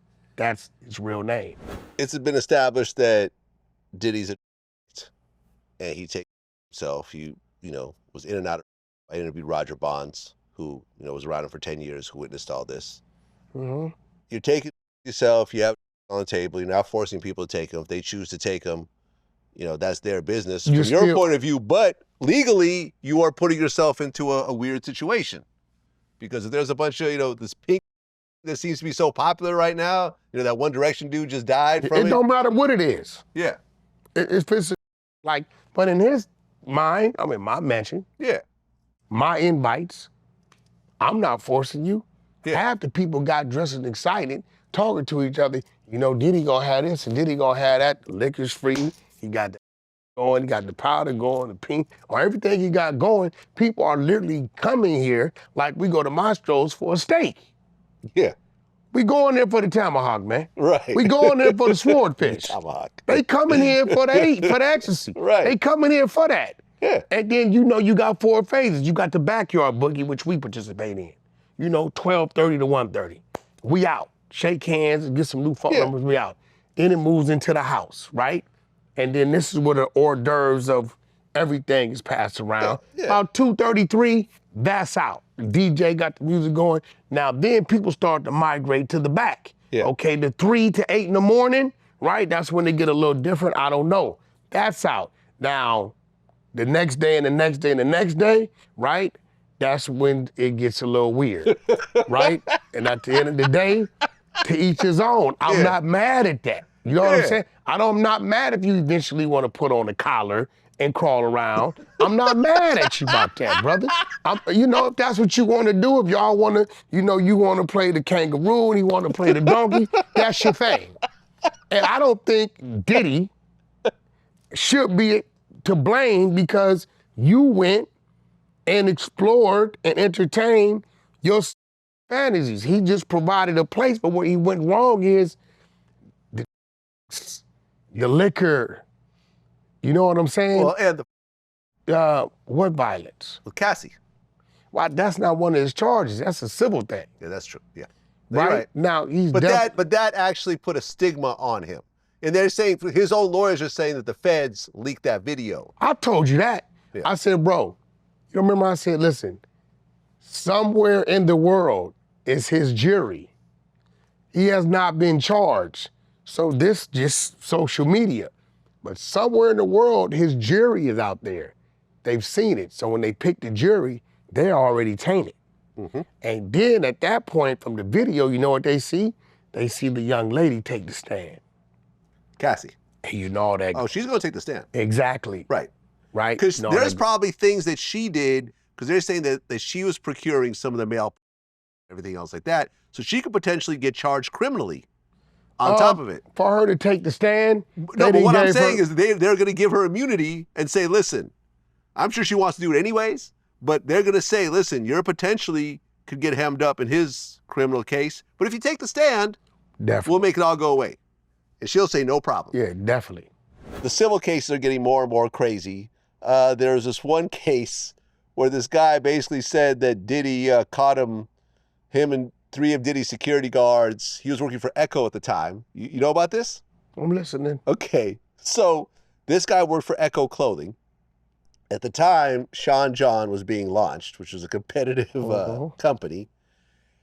This guy claims in a lawsuit that in the 90s, I believe, or in the early 2000s. Late 90s, early 2000s. Early 2000s, I think around 2005-ish, Diddy ran into him in the back room of the Macy's in Manhattan, and he basically face fucked him. With his security there, right? With 3 security guards watching it. Or was this Gene Deal? No, this was not Gene Deal. Gene wasn't around. I mean, he has a lot I don't think it was Gene Deal. He has a lot of stories. Like he said, this is Macy's. This is in New York, right? Right. But Gene Deal, was Gene Deal really around after Biggie got killed? I mean, listen, I've always argued that too because I know Gene Deal. The famous Macy's up at 37th over there, right? That Macy's, right? The 5-story Macy's, the 34th right? Herald Square. Somewhere over there, right? Okay, but Gene always swears. You didn't hear his last story. He said, I've interviewed Gene Deal. He said, some of his stuff matches up, some of it not so much. It's not always Puffy, because his 2 boys is bringing him back too.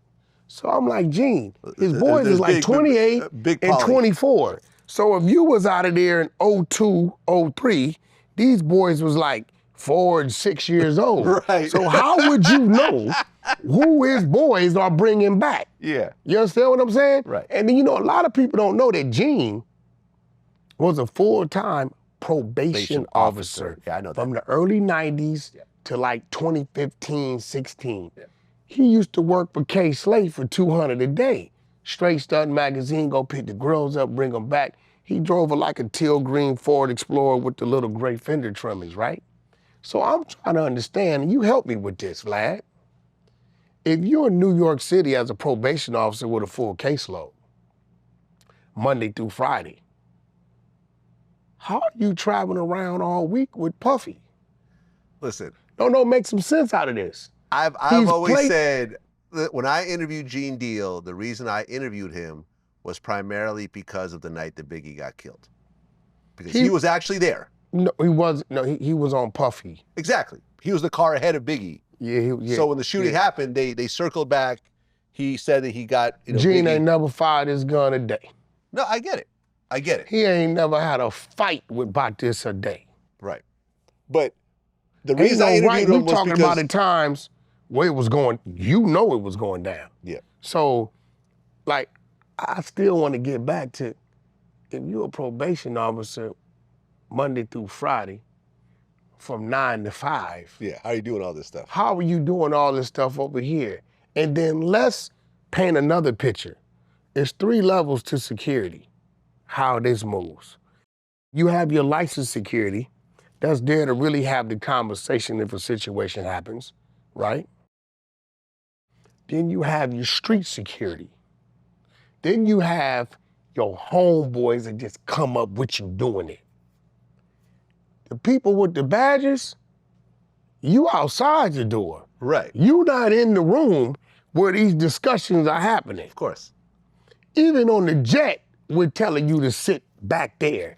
And even if one of the guys are beginning to talk about something remotely, Yeah, you want to get that person out. We like, yo, we Yeah, gonna no, I got holler when it. we like, Yeah. right? Or we'll come in hot, right? This dude is acting like he's the street dude that everybody trusted, and he was putting in all this work. Boy, if you would have been involved in any of this, you wouldn't have had that shield you had. Right. This is a fact. When Diddy actually does go to prison, if he actually does, Fed time, do you think that he'll be safe in prison? Yeah, Diddy got a bag. So people are gonna approach him on the strength that they know is some things he can do for him. I don't know if Diddy religious. If he's not, He's religious, yeah, he's Christian. Yeah, very much so. I think that might change. Oh, he'll turn Muslim? Yeah. Really? Yeah, I can see that. Just because the Muslims have a... The Muslim card is real deep. big, yeah. They're real, they're solidified and they're respected in that federal system. So I can see him turning to Islam, probably preferably the Sunni Muslims, in that situation. Diddy's not gonna turn into a gang member or a gangbanger. If he's associating himself with anything, it probably would be the Muslims. Well, yeah, I talked to Terrence Gangster Williams about this yesterday, who was in the feds for 20-something years. And what he said is that he thinks Diddy will be safe because although he is a sex offender, which is what he's going to be convicted for if he doesn't get convicted. The type of stuff he's in there for, we don't look at that as a violation. Well, I don't. Right, but because he is a sex offender, Terrence thinks that he'll be put in the section of the other sex offenders, all the gang members that have left the gang and have green lights on them and everything else. PC. PC, exactly. PC. The rapists, the homosexuals and so forth, where you have a group of people that aren't as violent as and he could be the right. yard. He could be right, but unless something outrageous pops up, because his last chick that lied on him, she got caught trying to coerce her boyfriend. Right. I give you $3 million to lie, yeah, to lie, right? That was, she was saying she was 16, right? So unless something crazy pops up, what Diddy was doing with grown people, whether male or female, right? I haven't heard that Diddy took some sex. Right. You understand what I'm saying? Yeah. That's not what he's there for. And those the type of people, like when I was coming up in the youth authorities, we never tripped on anybody that had a statutory rape, because we was all guilty of statutory rape, right, in the state of California. You could be 15 as a male, your girlfriend could be 16 as a female. Oh, that's statutory rape? As a female. Wait, if both people are underage, that's statutory rape? The girlfriend can be older, 16, you can be 15. If your girlfriend gets on the stand and said, it was all my idea, I wanted to do it, I talked him into do it. Okay, did he penetrate you? Yes. So you guys have sex? Yes. Statutory rape on the male side. That's right? wild. Unless you had the parents' consent. Right, which you had never to happens. have the parents' consent. You understand what I'm saying? Right? Without the parents' consent, parents come home, we heard the stories of our homies, got caught, because they was ditching school, they could have went to jail the statutory rape. We never tripped that. The forest, the oil compilations, the sodomies and all that, we was stabbing you. That was it. We was gonna stab you, you was gonna be terrorized until they sent you someplace that you wasn't in general population. Well, you said, I think on Jason Lee's show, that you've actually seen rapes happen in prison. Yeah, you see them, you hear them. I've seen people, I've seen it all kind of ways. I've seen somebody come in, 2, 3 o'clock in the morning, you hear, hey, bro, what are you doing? What are you doing? Yet, somebody done got, he overpowered the dude. I done seen the dude come out the next day and hit the yard and grab something and get a hold of something and come back and try to kill the dude. We respect that man because this dude 250, he lifting 500 pounds, you fresh in jail, you're 138 pounds. He did something to you that you couldn't control, but you did something about it. I've also seen dudes go in there, tough, and after about a week, the first couple of days, right, they holding the belt loop. Next thing you know, they got Kool-Aid on their lips. Next thing you know, they got marker on their fingernails. Next thing you know, they tying their shirt up and they switching. I've also seen the gangsters go to war over a gay dude on the yard. I've seen it, right? But yet, the selective politics that they tell a guy, you can't do this and you can't do that, it's a violation. But yet you in here messing with men, that's a violation. You doing heroin, that's a violation. So the whole thing is a big old contradictory, you know what I mean, of what it's supposed to be. That's why I tell the children, go to the police academy, go to the military, go to trade school, go anywhere else, to McDonald's, Jack in the Box. Do not participate in the gang life, in the gang activity, right? Because at the end of the day, everything is a contradictory and it's selective politicking and it's based on who's in control and who has to say so. And you end up following the guy that got a 4th grade education, right? That's violating 5 of the rules, but because he is who he is, they'll overlook him and they'll kill you for one. You know what I'm saying? I remember I interviewed this guy, Johnny Mitchell. He was like a big weed trafficker. He went to prison. And he was saying how when he was locked up, in his particular prison, inmates would say that if you stop being gay for 6 months before you're released, you could consider yourself not gay. There was this saying, the saying in where I was at, 6 months to the gate. If you quit doing gay shit 6 months before you get out, not technically gay. That's the funniest thing I've ever heard. It was the funniest shit. As long as you stop being gay for 6 months, you're technically not gay according to this rule book. Okay. God's looking down like, oh no, he's good. No, there's no ungaying. And there's no, I was receiving. There's no, I got oral sex. No, giving or receiving. No, I mean, I agree with you. Gay is gay. There's no way of ungaying. So once you enter the realm of being gay, right, you are gay. And gay is any activity involving sexual contact with another man. Yeah. On our side of it, you're gay. I don't care. You're giving, you're receiving, you're tongue kissing. There's no, I'm curious. There's no none of that. Straight up. That's just real talk. You reach around the bunk and you're holding his hand, your hands are sweating, you're gay. You go masturbate the man, you rub his body with you're gay. That's it. There's no ungaying. Right. I remember Terrence Gangster Williams would say how he would see older inmates try to churn out younger inmates.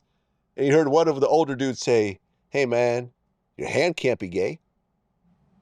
Yeah, but it's still gay activity.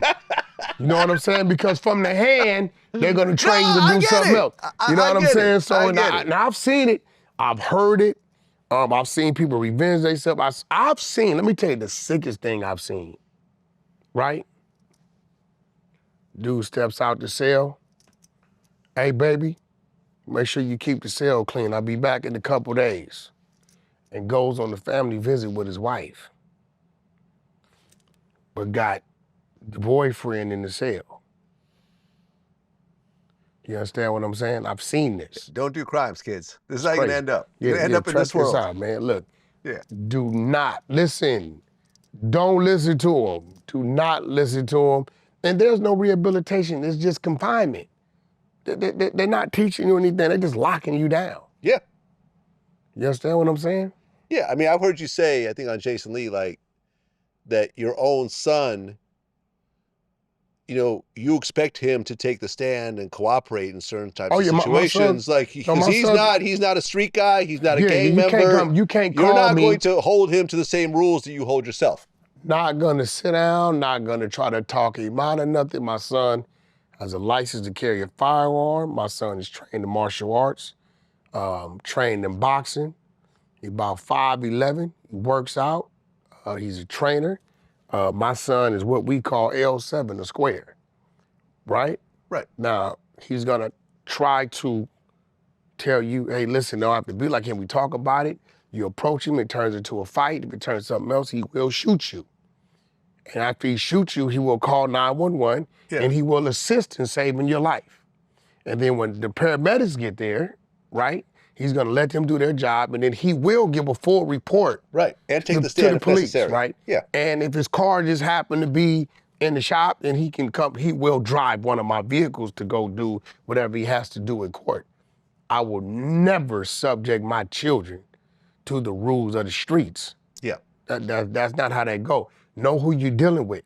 You know what I mean? Because if it's a situation, you in a mall or you in traffic and you know somebody cuts you off or maybe y'all bump into each other, hey man, watch where you going. And the guy says, hey, I'm sorry, sir. Don't respond to him like he asked you where you from. Nigga, what you mean? I'm saying I'm sorry. Hey, why you cut me off? I'm sorry, I didn't see you. Nigga, this whoop-de-whoop-de-whoop, blood, whoop-de-whoop-de-whoop, cuz, whoop-de-whoop-de-whoop. Okay. And then you jump out, what? And you got, and he, boom, and he blow you.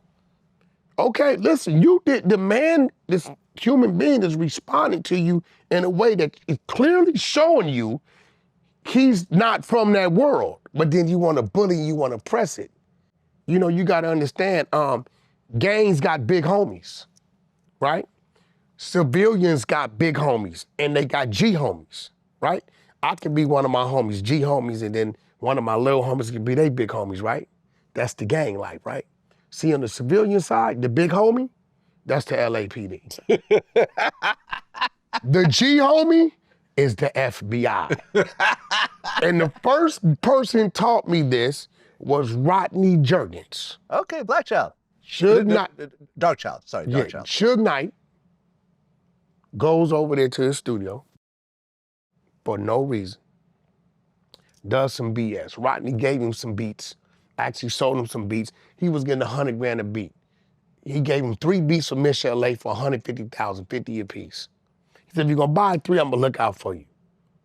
Suge waits a few months, I need my money back. I'm just gonna keep this one. Well, that's 100 grand. Or you can send them all back. Keep them all 3 for 50 apiece, or whatever you keep, it's 100 each. I want my money back. Okay, great. Suge sends somebody over there, a representative, somebody you know that I won't say their name because that's your friend, to pick up the money. Waits 3 days. Hey, what's up, homie? Where you at? Bring me my money. You sent your guy. I ain't sent nobody. What you talking about? What do you mean? The guy came by, said, I'm here to pick up the money for the 3 beats, such. Right? I gave it to him. He from the other side. I'm this, I'm that, I'm this. Listen, shit, I'm not gonna play the games. I got my beats back. I gave the money to him. That's it. So the double whammy's going on. He chased Rodney around, called Rodney at the studio, came in there, collared Rodney up, roughed him up, did a few things. I get a call. Yo, Wack, what's up? Yo, you heard what happened? No, he tells me. He said, tell him I'm a God-fearing, tax-paying citizen. And I know he got homies, but I got homies too. Called the FBI.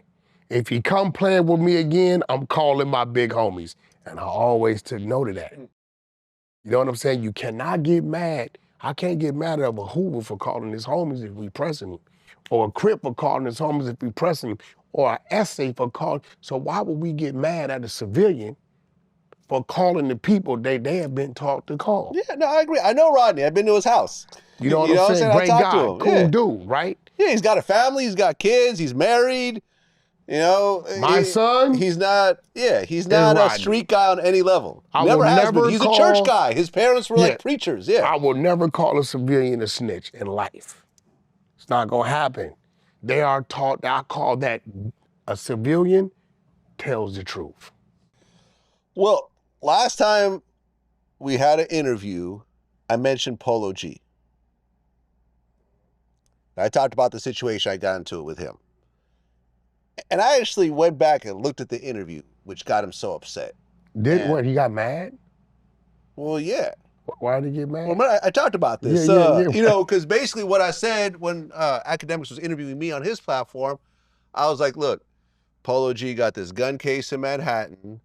You know, his brother, his little brother robbed this dude and made him like PayPal him like $50,000 and took all his equipment. His mom shot at his sister, and you know, he's got this kidnapping charge and everything else like that.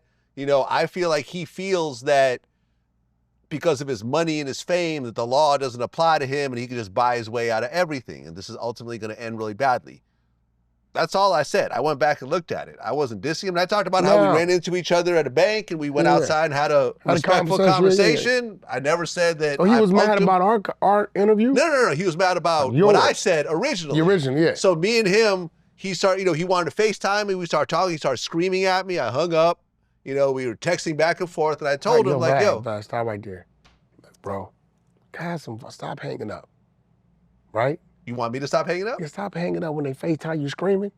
You know, you gotta like. I gotta sit there and listen to You gotta him? go back to when you were like 11. You gotta be like, ah. You know what I'm saying? And why are you screaming? Wait, do what? Yeah, this is what I just did. You know what I mean? Oh, you, ah. You know what I'm saying? Like, have some fun with That's it, how brother. you handle it? I mean, listen, you don't even have to say a word. They can never say you said anything disrespectful. He's screaming at you, memeing him. Ah. That's how you need to do it. Stop hanging up, bro. Okay. Because when you hang up, they think they punked you. Oh, really? I feel like I didn't get punked because I'm not sitting there letting a grown man scream take your at me. glasses, put them on backwards. You know, this silly stuff. Have some fun with it. Have some fun with it. Okay, I got you. So anyways, during this conversation, I said, yo, man, I'm going to give you some OG advice because I'm a lot old. I'm more than twice your age. I said, if you keep continuing down this path, what's going to happen to you is what's happened to a lot of other people I've interviewed. And he goes, man, I don't care about your advice. I'll never take your advice. You don't come from where I come from. You have no idea about what I go through. I said, okay, do what you want to do. And just recently, he got caught with a gun once again in L.A. Where was he at? Let's take a look.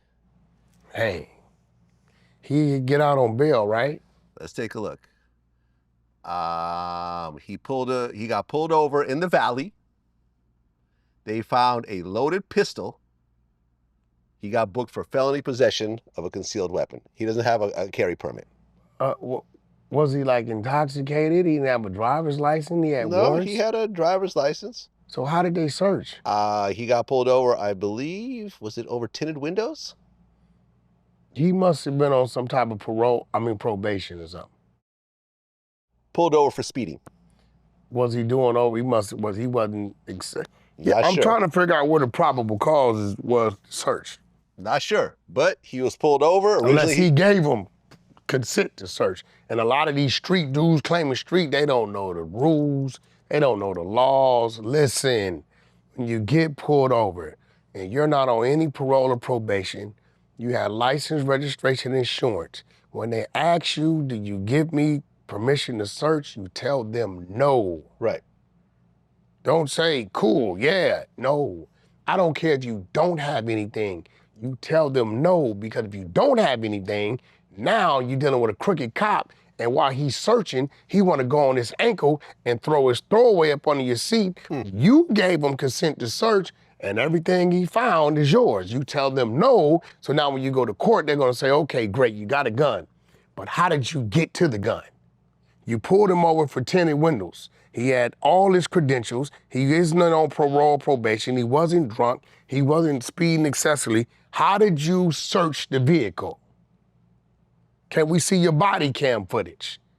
Please, youngsters, if you're gonna play gangster, understand the gangster rules. And it's like, I don't know. I don't get it, bro. I don't get it either. Like I said, pulled over the loaded gun, considering his other gun charges and all this other stuff. Listen, you don't have to listen to me. You could say I don't know what I'm talking about. That's cool. I don't have any ill will towards Polo at all.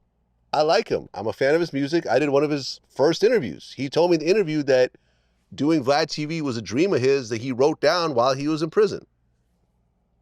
I've never said anything disrespectful about him.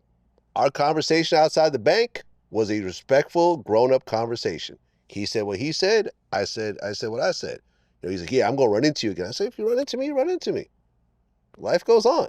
You know what I'm saying? Like, I didn't avoid you when I saw you last time. Polo, let me look out for you, bro. Vlad is civilian. Not only does he got big homies, but he got some homies, you know, that's legal security. Right. I know one of them. He's here right now. Polo, leave that alone. Like, just go your way. Vlad don't want to fight you. No. He don't want to do none of that with you. He's gonna say, listen, he's gonna throw his hands up, and then his security is gonna read the body movement, and the minute you become a threat, something's gonna happen. Right. Because Leave that alone. Like, stop bothering the civilians. Learn how to deal with them. Yeah. Listen, I remember when we started, because when I hung up on him and he started texting, he's like, yo, you need to meet up with me right now. I said, meet up with you? Are you crazy? You with all your gun charges? I'd have to bring a gun with me if I were to meet up with you. And then why would I even do that? The whole thing sounds stupid. It's a dumb scenario. You see how Vlad sounds like Seinfeld? You heard him. Everybody heard him talking. Okay? Polo, put that in your head. I want you to visualize you telling Seinfeld, no disrespect, Vlad, but you sounded like him. Go ahead. Seinfeld, meet up with me right now. He's gonna say, meet up with you? What? No, I'm not gonna meet up with you. Why would I? Polo, listen, man. Not just Polo, everybody. Brother, save that energy for the people.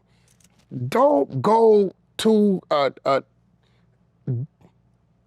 a basketball game with a helmet on, bro. You know what I'm saying? For real, just don't do it. Like, don't show up to the football game with shorts on and those shoulder pads. Like, know what field you on and adjust. It just shows maturity. It shows that you know how to deal with things. You know, and I'm telling you this because I used to be the same way, just fly off the handle, know and understanding who you dealing with, and just learn, challenge yourself to know how to deal with them. And when you walk away with an understanding, you feel a lot better about yourself. But Vlad is not doing that with you, brother. Just leave that alone. Yeah, and he's welcome to come back on my platform and talk about it. I even said, listen, if you really want to meet with me, come to VladTV. You can sit down with me face to face. Bring who you want to bring. I'll bring who I bring. We'll do it. Oh, you just try to get an interview. I said, yeah. In other words, if you don't want them all in your videos, dancing, come to VladTV. Come to VladTV. Shout out to Polo, man. Polo, look, man, I'm trying to make you laugh. I hope this whole gun charge ultimately goes away. You don't end up doing any prison time. No one wants to see you in prison, Polo. No one has any animosity towards you. Polo, I'm just playing. If you need an attorney, look up Alex Kessel. He's in Sherman Way. Been with me 20 years. All them blueface cases y'all see me beat, freeway shootings and all that. Look up Alex Kessel, top attorney. Tell him Wack100 sent you. He gonna look out for you. And that's through Vlad, man, all right? You gonna get that discount through Vlad. Chill out. Well, they just posted a new mugshot with Blueface. And I think he said he's out in July. Yeah, look, I think he might be home a little earlier than that. Okay. Blueface in the minimum security. I think he just made it to Lancaster. He's straight, so he's right there. It's not too far from here, yeah. Yeah, you know, I see, you know, a lot of people, you know, they got a new girlfriend. I think that's the lady that's, I think she can hear. Wait, what? He's got a new girlfriend? Look, yeah, I believe I think that's the one I don't think she'll get here. But Blueface is can sign language real good. I'm not getting this. I He's think got a she's deaf hearing girlfriend. Yeah. But Blueface can sign language. Blueface can sign language. Are you trolling me right now? No, or are you listen, being serious? hey, listen, let me tell y'all something. Blueface is one of the most intelligent young men I've met. Athletic, personality, smart, book smart. Does stupid things every now and then, but yeah, he can fluently sign language. Okay. So I'm sitting back and I'm thinking about how nephew thinking, right? And the things he's been through. And he's like, he really loves peace and quiet. Like he don't like a lot of confusing around him, believe it or not, when he's just chilling. So I'm like, Blueface probably figuring like, yo, I don't gotta worry about her talking to nobody. Because she can sign. She ain't can't talk. She ain't gonna hear nothing nobody talking about. She ain't gonna talk crazy to me. She might sign crazy though. That's cool, right? I can deal with that. He could ignore that. He could be like, Close my eyes. I'm just really thinking about how nephew thinking, because nephew always got a method to his madness, Okay, right? I got it. She's been going to visit him in prison and all that. You know what I mean? So, and guess what? Unless there's an officer there that can sign, he could be telling her any goddamn thing. They would never know it. That's crazy. Right? You know. It's a funny story though. Guess what? Give You know, she's gonna write a ton of letters. Okay. But I believe, I seen him, they posted a picture, and I believe, I'm gonna wait till he calls me and ask him, but he'd be home in, about 8 months. Okay. And Krishan Rock is actually out since our last interview. Yeah, she's on her best behavior because now she's in Blueface's pre-situation. What does that mean? She gotta wait to see what the judge gonna do with her. She has 8 years hanging over her head. You notice you haven't seen anything hostile out of her. Everything's church. Seems like she got the wake-up call when she got locked up. Ain't no wake-up call. She know that she has to go back in front of the judge. She's facing 8 years. 8 years. This is for the whole stealing of the car and driving to Oklahoma. Violation of the probation. I believe she has 2 different charges with 4 years joint suspension over her head. So, you know, and she had said some crazy things when she was like, you know, on her other run about the judge and the DA.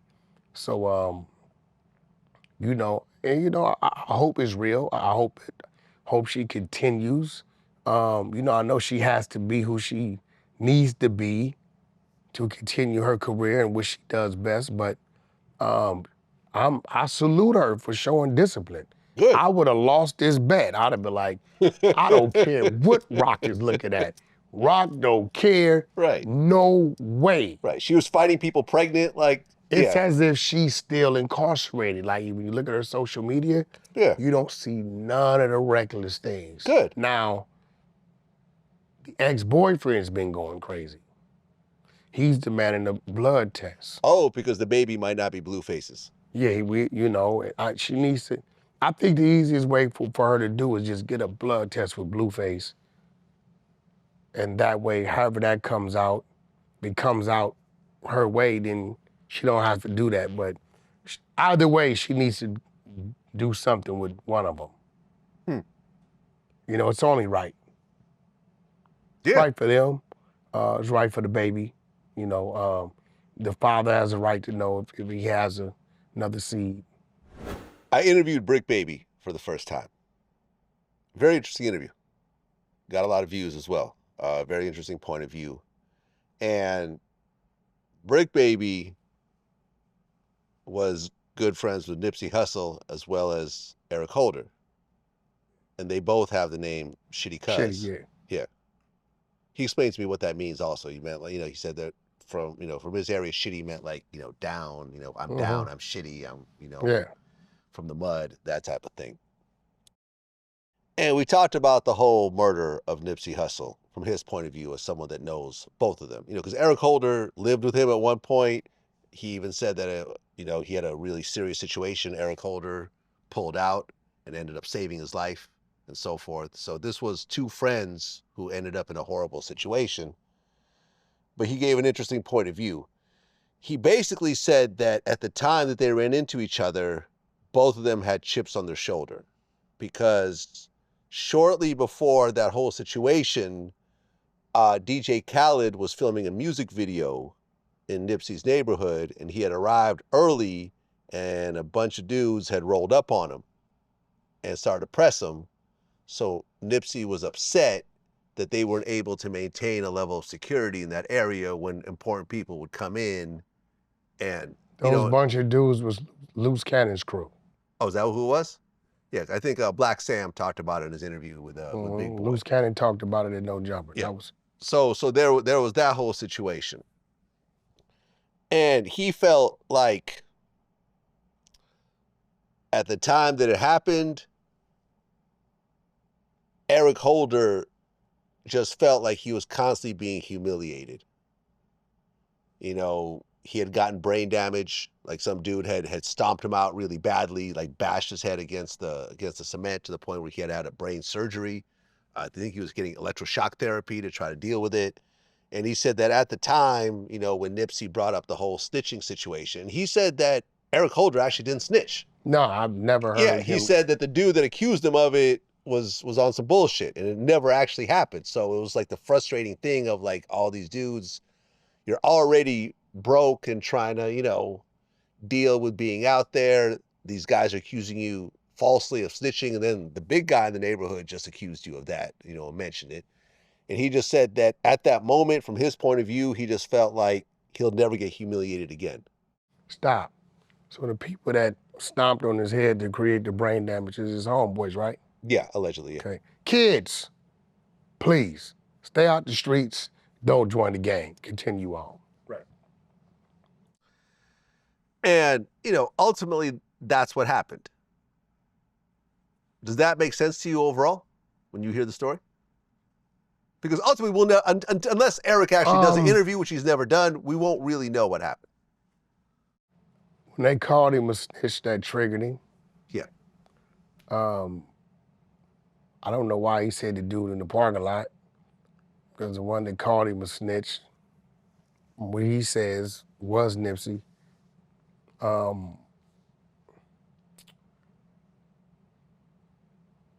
But I think it was one of those irrational situations that went too far because the communication wasn't right.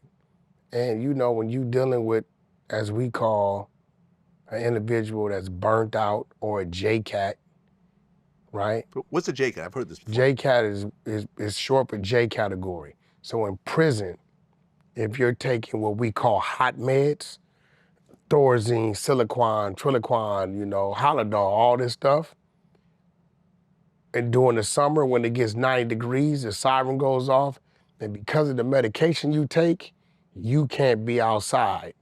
So we call those people J-Cats because of the medication they take. So it means J category, but we like, yo, dude's a J-Cat, meaning he burnt out, he off meds, right? He might snap, you know what you're dealing with. Right, and he also, that same day, he got into an argument with another man and pulled out a gun on him. So he was already... Yeah, you got somebody, you know, he was already, angry. you know, on one. Yeah, he's angry. You never know, like, where he's at. You know, the slightest things might trigger him. And, you know, I would say he was triggered. I hate to say it, because if you speak in normalities of what life should be, the engagement of people, the word still shouldn't suffice taking a life, right? But again, we're dealing with the streets, the rules of engagement, the irrational rules that we live by that really have no merit. They have no nothing. It's just the rules, right? When you call somebody a snitch or anything like that, it's making an attempt on their life. And if you're dealing with that type of individual, he's gonna respond and make an attempt on your life. Because if he doesn't respond in that manner, then people gonna start handling him as such. So now you got, let's build on that story. You got a guy that's been stomped out, you know, called things, and now he let this happen, and now all through the neighborhood, get your snitch ass out of here. Hey, homie, what's up with this? You telling? You understand what I'm saying? Living that type of life is ultimately gonna live to a person probably taking their life. Right? Yeah. Which his actions took his life when it comes to this side of it. You know what I mean? But you know, I think it was a sad situation. And really watching the Black Sam interview, I hate to say it, I really feel for him because talking to my big brother Bob, he's always been serious about protecting his little brother right now today. He was taught to protect his little brother. And I think he kind of deep down inside, Black Sam has this guilty thing in him that he wasn't there to protect his little brother. Oh, Sam's the older brother. Yeah, Sam's okay, older. got it. Sam's older than that. Okay. You know, I see, you know, watching Black Sam and researching him, you know, he was a great big brother because he was trying to lead by example by not being part of the game. You know, by like, hey, we can do this different, you know, with the business. And showing that to his little brother, and his little brother having the, you know, the willpower to take it to another level. So, yeah, I mean, you know, we lost somebody, and we lost two people, you know, through the irrational rules of engagement of the streets. You look at Young Thug, you look at Lil Durk. You hardly ever see situations when rappers get into serious problems over things they actually do themselves. Now, they may engineer it or whatever else, but ultimately all the dirt comes from the people they have around them, which usually have a criminal background associated with it, right? Young Thug didn't kill anybody, but they're saying that one of his people did, YSL Woody. Durk didn't kill anybody, but a bunch of OTF people did. Why do you think, from your point of view, that once certain individuals become multimillionaires, have good legal careers, they pay taxes, you know what I'm saying? They have real businesses, they have payrolls, they have concerts that thousands of people attend, they have legal streams, they have deals on the table. Why don't they say, I'm just gonna separate myself from this criminal element. If I need security, I'm not gonna have the street security. I'm not gonna have the homie security. I'm gonna have legal security. If some of my friends with criminal backgrounds manage to turn their life around and become actual business people and contribute legitimately to my business, I will keep them employed. But I'm not just gonna have these guys around for intimidation purposes or make me feel a certain type of way. Because that's how these guys constantly get hemmed up. You have to consider the fact that they made these millions of dollars through disrespecting people and beef music. So you're not just gonna have any type of security that's gonna stand in the gap with you all day, every day when it comes to those situations. You could. No, you can't. Because what do you mean, no, you can't? This requires other extreme measures, right? You can't sit around. See, you talking about the security that sits there and waits for something to come to you. That's your security. You're talking about proactively That's going your out. security. Yeah, Your that's my type of security you have, which works for you, because guess why?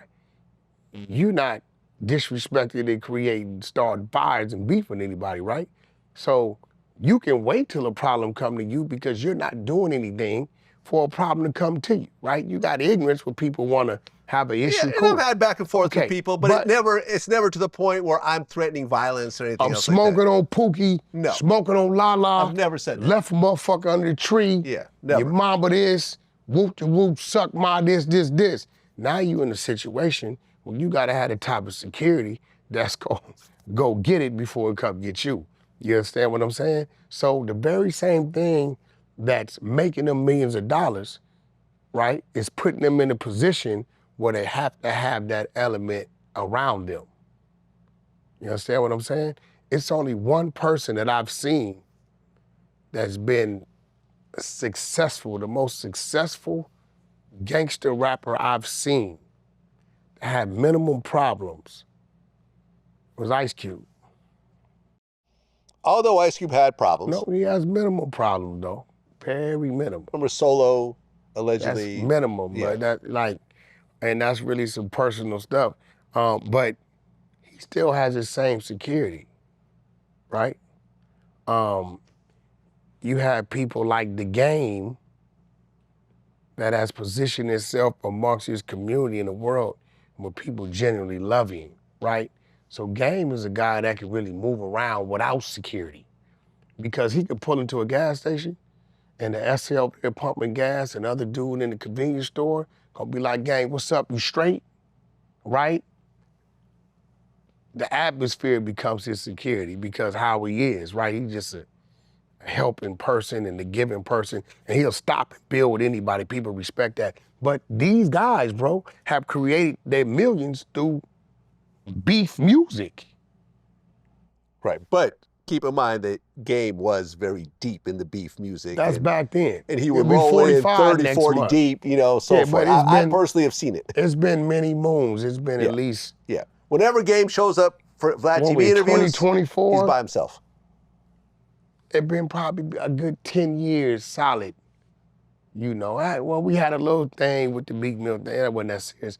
But a good 10 years where he's been, you know, ever since that documentary too, that red and blue CD, that his element has changed.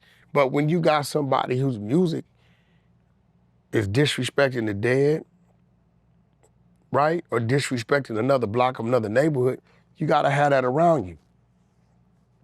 You know what I'm saying? There's no way you going in this pigsty without stepping in some shit, Yeah, but right? a lot of times it becomes that person's undoing. Like right now, the YSL trial is happening. YSL Woody's the reason why this is even happening.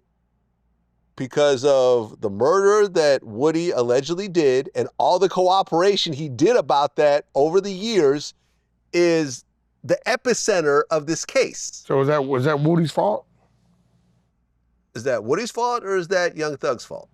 Thug's fault. He's the boss. He made the Exactly. decision, right? Thug had a whole bunch of people around him that are using this YSL name. So you got the Lil Wayne tour bus shooting. You got the murder of Nut. You got all these different situations. And these guys are shooting cops and everything else like that. And they all have YSL in their name. Uh-huh. And you have people that look like you telling them in the boardroom, where's your movement? You know, does your city respect you? You know, we come to the studio or the video, is it gonna be support, right? Let's keep it real, right? Talk about the record label. Let's talk about, that's your people. I mean, it's not my direct people. That's your people. My people are that's your people. Well, all no, the it's people. also No, your my- people. no, I no, mean, you know, there's no. lots of black, No. black record label owners. No, There's listen, QC. There's listen. people like that. There's Diddy. QC is a native from Atlanta, Georgia, Mm-hmm. who comes from the street, been to prison, Who? Pete? reset his life, cleaned up, and went legal Right. as a black man, Right. right? Great.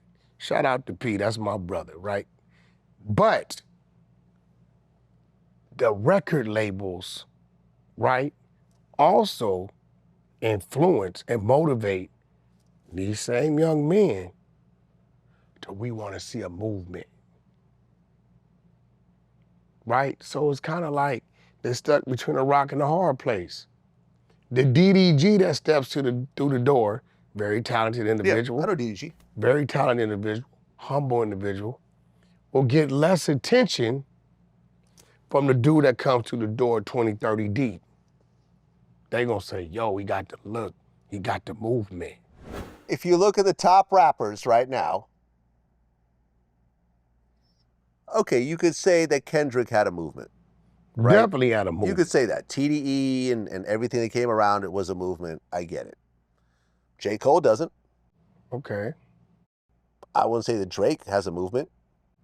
What? You think Drake has a movement? The whole Toronto thing? Drake come from Cash Money. Don't get it twisted.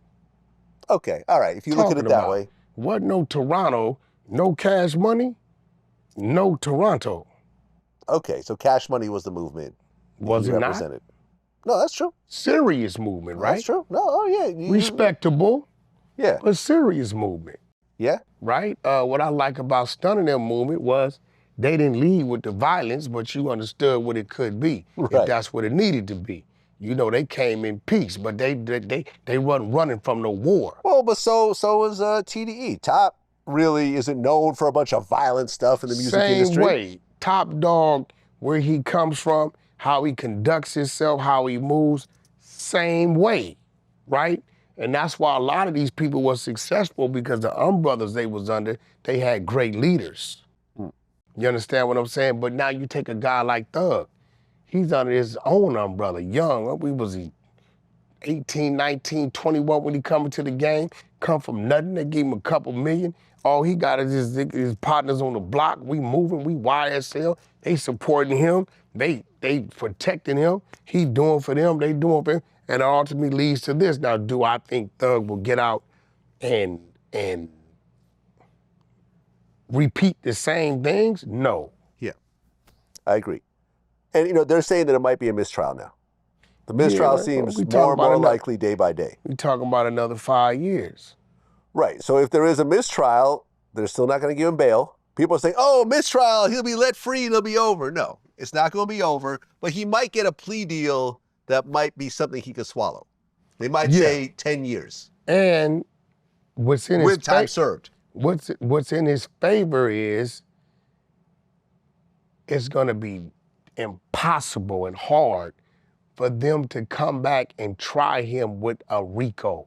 Yeah, I think they're going to drop that. Because all the elements that they use to get the RICO are gone. Are falling apart, yeah. They're gone, right? So if they mistrial him, which I hope they don't, I hope he goes to the box and just beats it. If they mistrial him, I think they're gonna come back with some, I don't even think they're gonna come back and retry it again. I really think they're gonna come at him with a plea deal. That's what I think. And give him a situation to where he might have some time served. So that way the DA's not looking crazy. They got a They still got the conviction, yeah. What got me a little leery is those other people, because there were guns and silencers found in the wall. Oh, there were switches. Silencers as well, that they didn't add to this case. Which they're going to pull out. What lets me know maybe them people upstairs. Or the feds. Yeah. And they probably not talking about running nothing concurrent. It'll be a consecutive situation.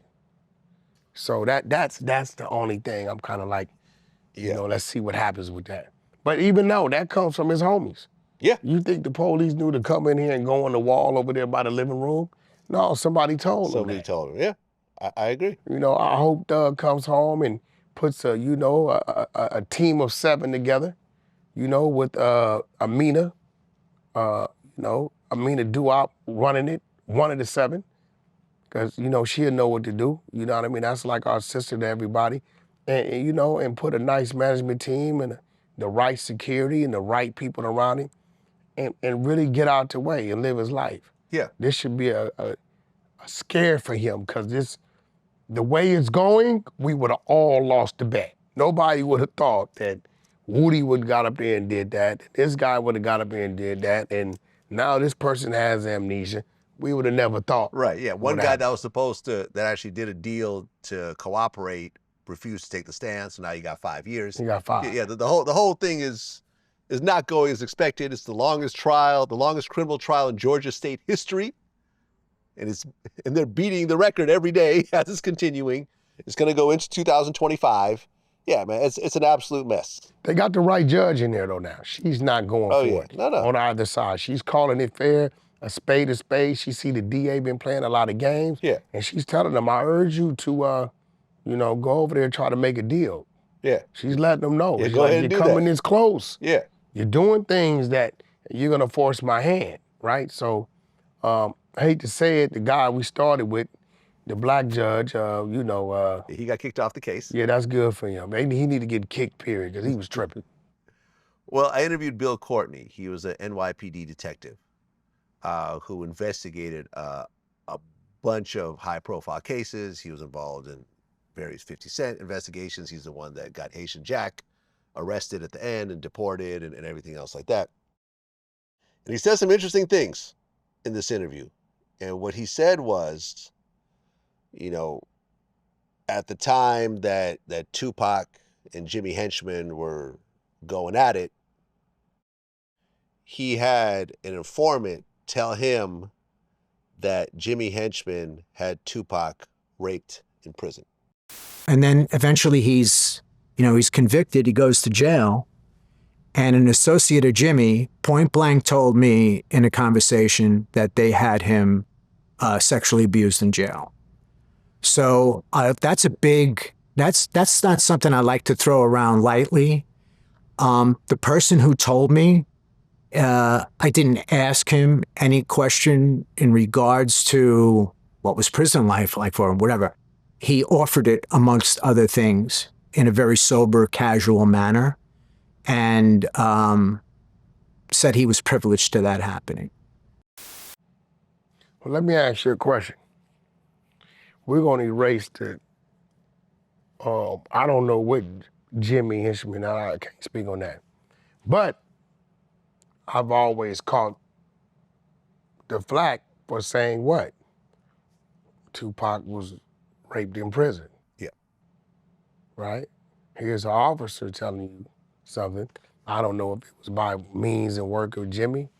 I don't know, right? But what I do know, if it was a very prominent movie director who once was working on that, and John Singleton. Yeah, and actually, someone actually sent me the script. They were from Singleton's version of the Tupac movie. And what was in it? It was a rape scene. It was basically a CO taking. It was a scene of a CO taking Tupac into a room with a bunch of inmates, and one of them starts licking his lips, in an evil type fashion, and then the cop leaves him there and closes the door. So you kind of assume that a rape is about to occur. Now, and that's how he actually lost being the director on because he's saying that we're doing a biopic or a pick on somebody's life, I'm going to talk about their life, the good, the bad, and the ugly. Right? And that's what that was. And shout out to Benny Boom. Shout out to LT Hutton. They came together and did a great piece of work. But I don't knock that. I don't doubt that. Yeah, and we talked about how I heard the audio of Suge Knight on a jail call, essentially confirming that. Yeah, I got the audio. Yeah, I've heard it. I have the audio too. I'm just not going to release it. We have the same audio. So you got it? I got it, yeah. So I can blame you. You can blame me, but I didn't give it to you. Did I give it to you? Huh? Did I give it to you? No, I didn't say you gave it to me, but when it releases, they don't know if I did it or you did it. I guess so. You know what I'm saying? I guess so. I'm not going to release it. Was it Wack or Redbeard? Which one was it? But you know what's interesting? Speaking of Jimmy Henchman, Ali Zoe Adam, the Zoe Pound founder, he told me about a situation, and this was before you showed up, I believe.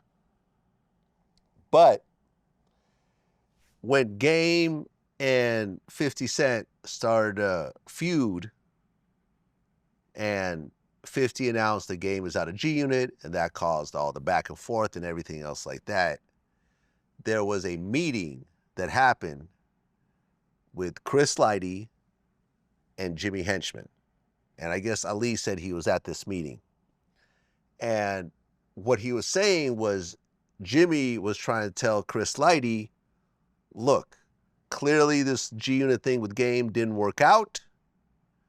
Let Game out of his contract. You've made the money you've made, but on the future albums, you're not going to get a piece of that. But Game did sign a contract with G Unit for multiple albums. So there was a friction over that, and an argument ensued. And Chris Lighty was saying, no, you're not getting that. And as the argument started to escalate, Ali said that Chris Lighty mushed Jimmy Henchman in the face. You believe that? I brought this up to Tony Yayo, and he said, yeah. He said he actually heard of a physical. He said he wasn't there, but he said he did hear of a physical altercation that did happen between Chris Lighty and Jimmy Henchman. So you say your guy was there from the Zoes. Yeah. He seen it. He said he was there. There was a meeting that happened with Chris Lighty and Jimmy Henchman, and you were there as well. Yeah. And that meeting went bad. Yeah, that meeting went bad. Me, Jimmy, yeah. Bigger, yeah, Sincere, yeah, Teddy, Jason, we there, and like I said, that's when I just said that they having disputes on, no, we need future points on the album, man. Chris is negotiating that aspect. They got dudes with them, you know? 50 walking around with this dude, Maserati Fox and all this shit. They got dudes with them though, you know what I'm saying? They coolin'. But you know, Chris Lighty, he got off the verbal negotiation as Jimmy, like, you're not getting nothing, dog. Let the dude just go. Let him do him when we ain't gotta call each other for no sign off, no nothing. Let the man go do him so he could do him on his time. It ain't going right. Chris been in the game. He been negotiating right. He doing this with this lawyer, Doug Morris. The shit ain't going right, and his characteristic get bad because it's not of Chris Light. He just get up and mush Jimmy. Whoa, I don't care. You know, but Chris was nice too, 6'4", boom, boom, boom. Not to say he was a square, but he was a businessman within music, but he just mushed Jimmy. Jimmy get up, square off, so he like it's dead now, you know what I'm saying? Don't worry about it. Clear that, and I'ma holler at you, you know? You know what? Now, Jimmy's locked up right now, so he's not here to defend himself. You know I'm what? not saying it happened. I'm saying this is a story he said on tape. It's hard to believe because usually immediately after that things happen, but... And things did happen. Remember, Violators' offices got shot up right after that happened. Somebody else got a $150 across their face. Oh, I didn't hear that. Chris Lighty's brother. Oh, Mike Lighty. I did hear about this, yeah. So the fact that the source that says they were there to see it, I'm a rock with him. The Zoe guy, I'm a rock with him. But have you ever heard anything like this? I haven't heard this story, but I know of events that began to happen. Listen. And something like that, would trigger especially if a mush happened and people got in between it to where he couldn't get no get back right then. Yeah. And to be fair, Chris Lighty was not a soft guy. Chris Lighty was the leader of a street crew called the Violators. And I remember I was hanging out with Busta Rhymes after our interview, and he pulled up this picture. This was before Chris Lighty died, and it was all the Violators. And he was like, yeah, I know these guys really well. He said, yeah, these guys on this side would shoot you.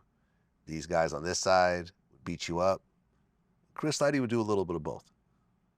You see what I'm saying? The Violators, before Violator management, were security for a Tribe Called Quest and all these other, you know, rappers, Jungle Brothers and so forth, you know, Native Tongues. And, you know, Chris Lighty had gold teeth and, you know what I'm saying? He was the street guy that evolved into the businessman and very successful as, you know, as he became. But he was also like 6'3" or 4. I remember I was around him one day. He's not a little guy. So physically he was bigger than Jimmy. But of course, Jimmy is Jimmy Henchman. Yeah. You know what I'm saying? I'm surprised it actually happened, that there weren't people that were able to stop that from happening, because obviously Jimmy didn't come by himself. He had the Zoe Pound with him. You know, he had the crazy Haitians from Miami. So that's what I'm saying. They didn't react? There's probably people from both sides. You know, I don't think anyone wanted to shoot out in the middle of an office in, you know, Midtown Manhattan. For that, because like I said, I know for a fact that they shot up Violators' front door. And then, you know, the $150 I heard about as well. So there were repercussions. It's not like Jimmy was a pushover. I mean, listen, we heard the story, you know, after, you know, Jimmy's son got smacked around. Tony Yayo said that Jimmy showed up to his mother's house and shot it up. It was street shit. Yeah. You know, but at the end of the day, you know what? If I slap your kid, you're going to go all out too. It's the streets. You know, rules got violated, and it is what it is. But once you shoot my mom's house up, I wish I would have. Right, because your mom's house got shot up afterwards. Was your mom and your sister in the house? Nah, my mom's wasn't there. My sister was there. Your sister but was listen, at the end of the day, when the nigga kid got slapped, right? It's all fair and war. You already know it's going to go. Yeah. You know, for anybody who got kids, I understand how the nigga felt. Yeah. But at the end of the day, my shit got shot up. Yeah. So I didn't, you know, I don't want to get into too much of that, but at the end of the day, if you slap somebody's kids, I expect them to go all the way out, but it is what it is. Tony Yayo said that? Well, it's in the paperwork. Tony Yayo didn't say it, Okay. but the You read the paperwork, paperwork. came out, and ultimately, you know, Jimmy was convicted of this. I think this was part of his charges. Definitely. You know, he even said how like his, you know, the police tried to get Tony to like take the stand about this, and his lawyer managed to stop it because Tony wasn't even there. But Tony said how his sister had to take the stand because she was in the house. So they pressured her to take the stand, but she just said, hey, we were at home and bullets rang out. This is all I saw. And I guess they were trying to say, oh, you know, Tony was sending his sister to go snitch or whatever. And it was like, no, like she was a civilian. Her house got shot up. She doesn't know who did it. Tony She ain't didn't that. see it. Tony ain't going, he's not going to violate like that. No, Tony even said that he even told 50 that if they make him take the stand, he's going to go back to jail. He's okay with that. But ultimately, his lawyer stopped it. But yeah, man, it was a crazy time. And this is before you showed up. This is before you started managing game. Yeah. Me and Tony good. I met Tony through K Slay. Yeah. So we always had a great relationship. My brother, Tony's Uncle my Murder's man. over there. So, you know, I've always had a great relationship with Tony and Murder and stuff like that. And then my introduction to 50 was Monster at the time with his head of security, as well as K Slay. You know, he had, a lot of people don't know that 50 looked out for Slay and gave him a bag to help him get straight stunting started. I can see that. Yeah, he was on the cover of Straight Stunting early on. He looked out for him. So, you know, Slay always had a lot of respect for him. So, you know, I've always looked at him through those eyes. You know what I mean? When it comes to moving with my team, however that's going to go. That's just politics. But overall, me and Yayo done been on yachts together. We done been on the Straight Stunting boat together. We done, you know, been in the same circles and same parking lot, so it's all love. Yeah, Yayo, I remember I talked about this with Yayo in our last interview because Fat Joe did an interview on Club Shay Shay, and he said that he would joke around where he would say that he would trade his right-hand man, Rich, for Tony Yayo because of the loyalty. Loyal. He said he would love to have someone as loyal as but Tony Yayo. but wait, nah, but Rich is loyal too, though. I understand that. I think he was joking at the time. Yeah. He was joking. Probably was just saying, you know, Yayo's one of those. Is one of those. Yeah, Rich is loyal too. It was a joke, but he was saying, but the level of loyalty that Tony shows, I think you just don't see it very often in this world. And listen, me and Tony have developed a friendship and a business relationship, and I've seen it for myself. Tony will pull me aside and say, hey, man, listen, I just want you to know that I was around so-and-so and they were talking shit about you. You know what I'm saying? So you should know that. You should, know that these guys aren't your friends. You know what I'm saying? And if he tells you that, it's real. It's real. Exactly. And he said, like, look, like, I don't care where me and 50 are in terms of our relationship. I would never take a picture with one of his enemies, kind of like Lloyd Banks did. You know what I'm saying? Like the picture with Game. Bro. Oh, sorry, let me rephrase that. Let me rephrase that. I was there for that. Let me rephrase it. I didn't want it to come out that way. Hold on. Let me start over. But see, here goes the thing, right? One of his former enemies. Yeah, but see, I gotta call you on that. Okay. Right? You would have took that picture. I don't think so. Nah, he'd have took the picture. I don't think so. I know he would have took the picture. Because the whole setup, right? Frenchie had him hosting the club. We're in Dubai. Yeah. For one. right? We come in, it's about 30, 40 of us. We're ending our tour. We done been out like 45 days, 2 months. So when we come into the club, right? Game's whole thing is, do I post up here 30, 40 deep? Or do I simply go walk up on him and be a man, right? And let him know, yo, what's up, homie? I'm not tripping. You get what I'm saying? Right. So wasn't no punking, wasn't none of that. But that's not the point. The point he was making was he's not claiming that Lloyd Banks got punked into the picture. He never said that, but he understands that 50 and Game are not in a good place. And there's a lot of bad So he's history saying when between Game them. would have walked up on him and told him, get away from him? I don't know if he would have said that, but he wouldn't have agreed to take the picture. So when Game walked up on him, he said, what's up, man? Good to see you. Boom, boom, been a long time. Boom, boom, boom, boom. Love, love, love. All right, cool. Yeah, man. You know, we're here with Frenchie. Yeah, we're here with Frenchie. Boom, boom, boom, boom, boom. All right, love, right? And Game said, you know, bro, let's get one. And they just took a picture. Yeah, he wouldn't have done it. I don't know, bro. It all depends on what's in that moment, what the energy is. I'm telling you, and I know Tony, I've spent more time with him than you have at this point. Mm-hmm. I had more conversations and everything else like that. Tony would not have done that. So he'd have told him, nah, I can't take the picture? Yes.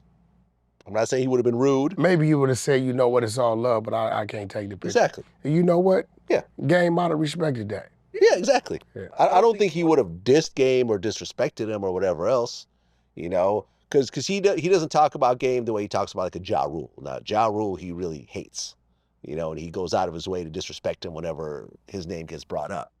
Game is not like that. You know what I'm saying? You can watch all my Tony Yayo interviews, the hours and hours and hours. I've never heard him say anything negative about Game. The history is a history. But he's saying for the politics yeah, of 50, he wouldn't have did it. Well, and right, you know because what? 50 changed his life, man. It all. And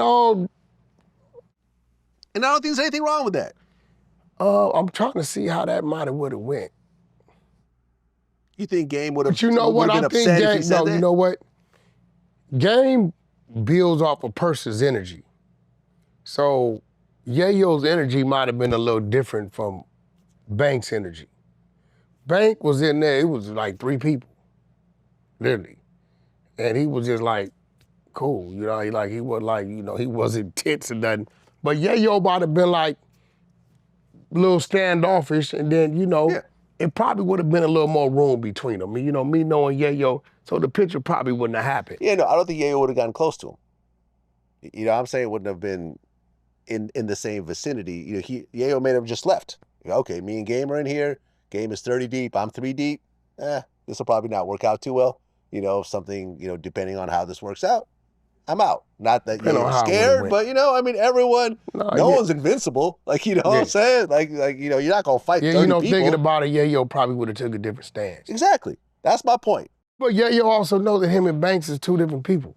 Exactly. But look what happened. Ultimately, after Banks took that photo, do you see Banks on tour with 50? Yeah, it went bad for him. It went bad for him. It went bad for him. In the same way that like Young Buck started to associate with Game and everything else like that. Young Buck took it upon himself to come out here to Exactly. us. He did that. Like exactly. He came out here. I was scratching my head like, he popped up at the Lil Wayne Game, My Life video. I'm scratching my head like, he popped up at the studio. I'm like, but Game, he had a heart. He like, nah, he cool, man. Just leave it alone. So, but 50 runs his castle the way he wants to run it. Yeah, I just ran into 50 on a plane a few weeks ago. You know what I'm saying? We were on the same flight. I'm like, oh shit, I haven't seen him in like 10 years. So, I approached him. I was like, what's good, man?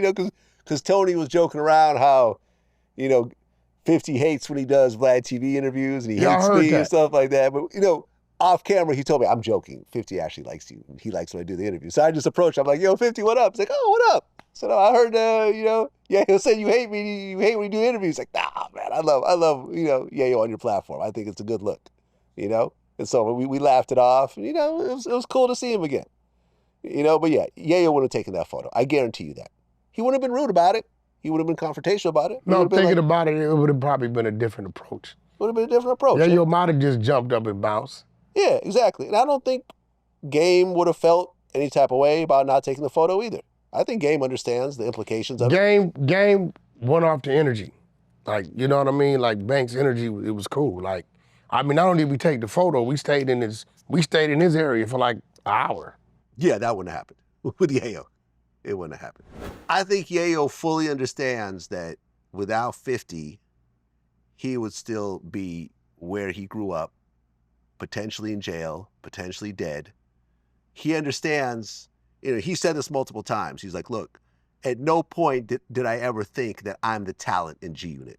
He understands that there's only one 50 Cent, there's only one Eminem, there's only one Dr. Dre. This does not get handed out equally in life.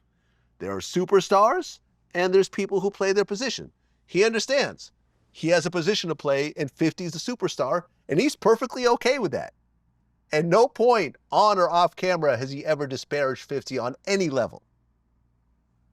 And that's dope. I think we all would like a Tony Yayo in our corner, you know, who really is always for us and will always, you know, stand up for us and will always have our side and everything else like that, which is why I think Fat Joe made that comment, because what he said was, in that same interview, he said at the time that they were beefing, he said if they had ever run into each other, run into G Unit, the first person they would go after Yayo, because he was the loudmouth one. He was the one popping the most shit. He was the one that was the most aggressive and everything else like that. So they would try to get him first. Luckily, it never happened. Yeah. You know what I'm saying? Because you remember there's that whole situation that happened in Miami. Yeah. You know, with DJ Khaled, where Khaled didn't want to shake his hand and things started to escalate and guns were about to get drawn in the studio. So, you know. But, you know, I see him and Fat Joe, they good now, so that's good. No, they're great. You know, but he said that Fat Joe was like, he said that beef, he said that was the most, he felt was the most dangerous time for G Unit because Fat Joe and his whole crew of Dominicans and Puerto Ricans were all really fucking crazy and we're all down to really put in that work. So, you know, shout out to Tony Ayo, shout out to Game. You know, hopefully we'll get him back on the platform soon. Everybody survived it. Yeah, I'm pretty sure he's gonna pop up. He'll get back with me. Exactly. But nevertheless, man, Vlad, talk to Nick Cannon. You gonna let me know when we can do that 3-way call. Right. Me and Nick Cannon have not talked to each other in 5 years? Yeah, 4 years? I brought it up on No Jumper. Yeah, I heard about this. Yeah, I brought it up. And you actually called me and said, hey, Nick is down to do a 3-way. Yeah, so I'm waiting for him to get with me and let me know. I think he had to go run off and do something, but, you know, he was like, man, that was my friend, man. I don't know what happened. Our families know each other. So I think you guys... Our families know each other. You guys definitely need to have that conversation. You know, and I think what's going on with Nick is I think he has the timeline of what happened a little bit mixed up. So I think once we have that conversation and I break down the timeline of how things happened, I think he'll understand that it was not me that caused the rift in our relationship. Well, y'all gonna figure it out. That's my brother. You my partner, and he agreed to the call, so we definitely gonna make it happen. Mike Tyson versus Jake Paul. Who you got your money on? Tyson. Okay. You want to take that bet? Tyson ain't gonna take no loss. You want to take that bet? He's not going for that. But then it's just like, what kind of fight is this? Is it like a... Well, it's not a real fight. They're using 12-ounce gloves. How many rounds is it? I believe like 8 rounds. And see, this is another thing. They be giving like Mike restrictions. I'm sorry, 14-ounce gloves. So they got pillows in a way. Yeah, but you know, because 10 ounce is the real gloves. They be giving so it's an exhibition. They be giving Mike restrictions though. Like you can't knock the people out. Yeah, I gotta make a phone. Let me make a phone call first to my guy and see if any restrictions are in place. 8 2-minute rounds. You notice like none of these people never get knocked out? What do you mean? None of the people that's getting in the ring with the professional fighters, they don't get knocked out. Okay.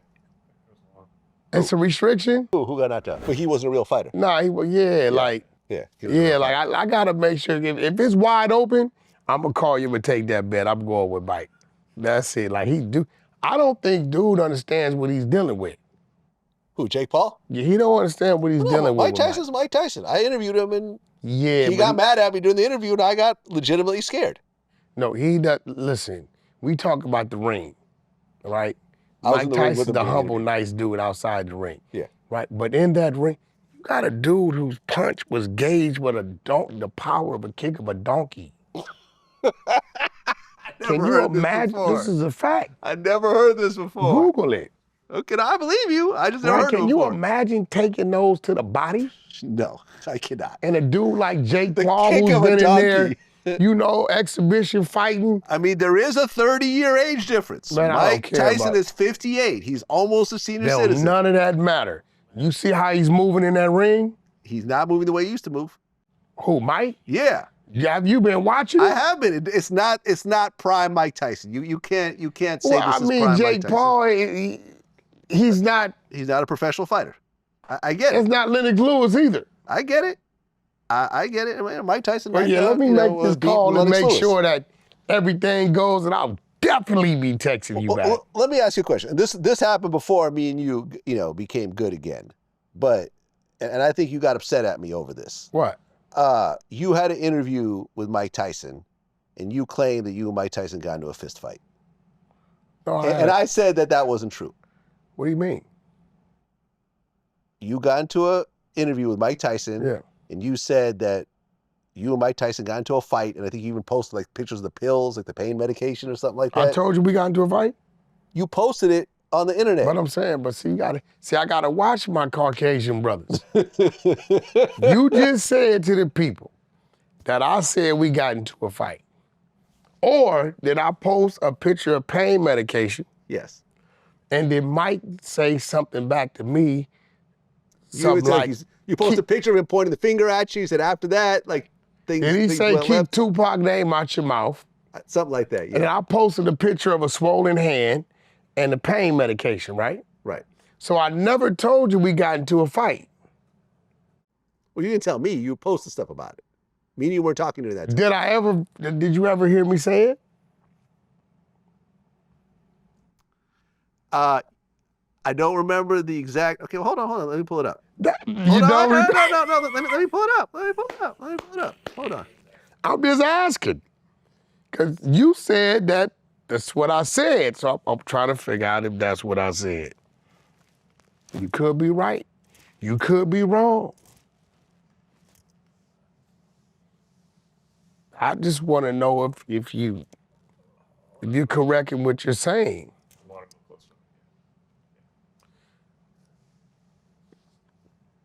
You got to watch those questions. You it's clearly like me know- saying, the other day I seen you with a young lady in the parking lot. You mean Wack, the lady that was getting in her car and pull it off? See what I'm saying? Right? So, was she with, I can say that and it looks like you were with the young lady, right?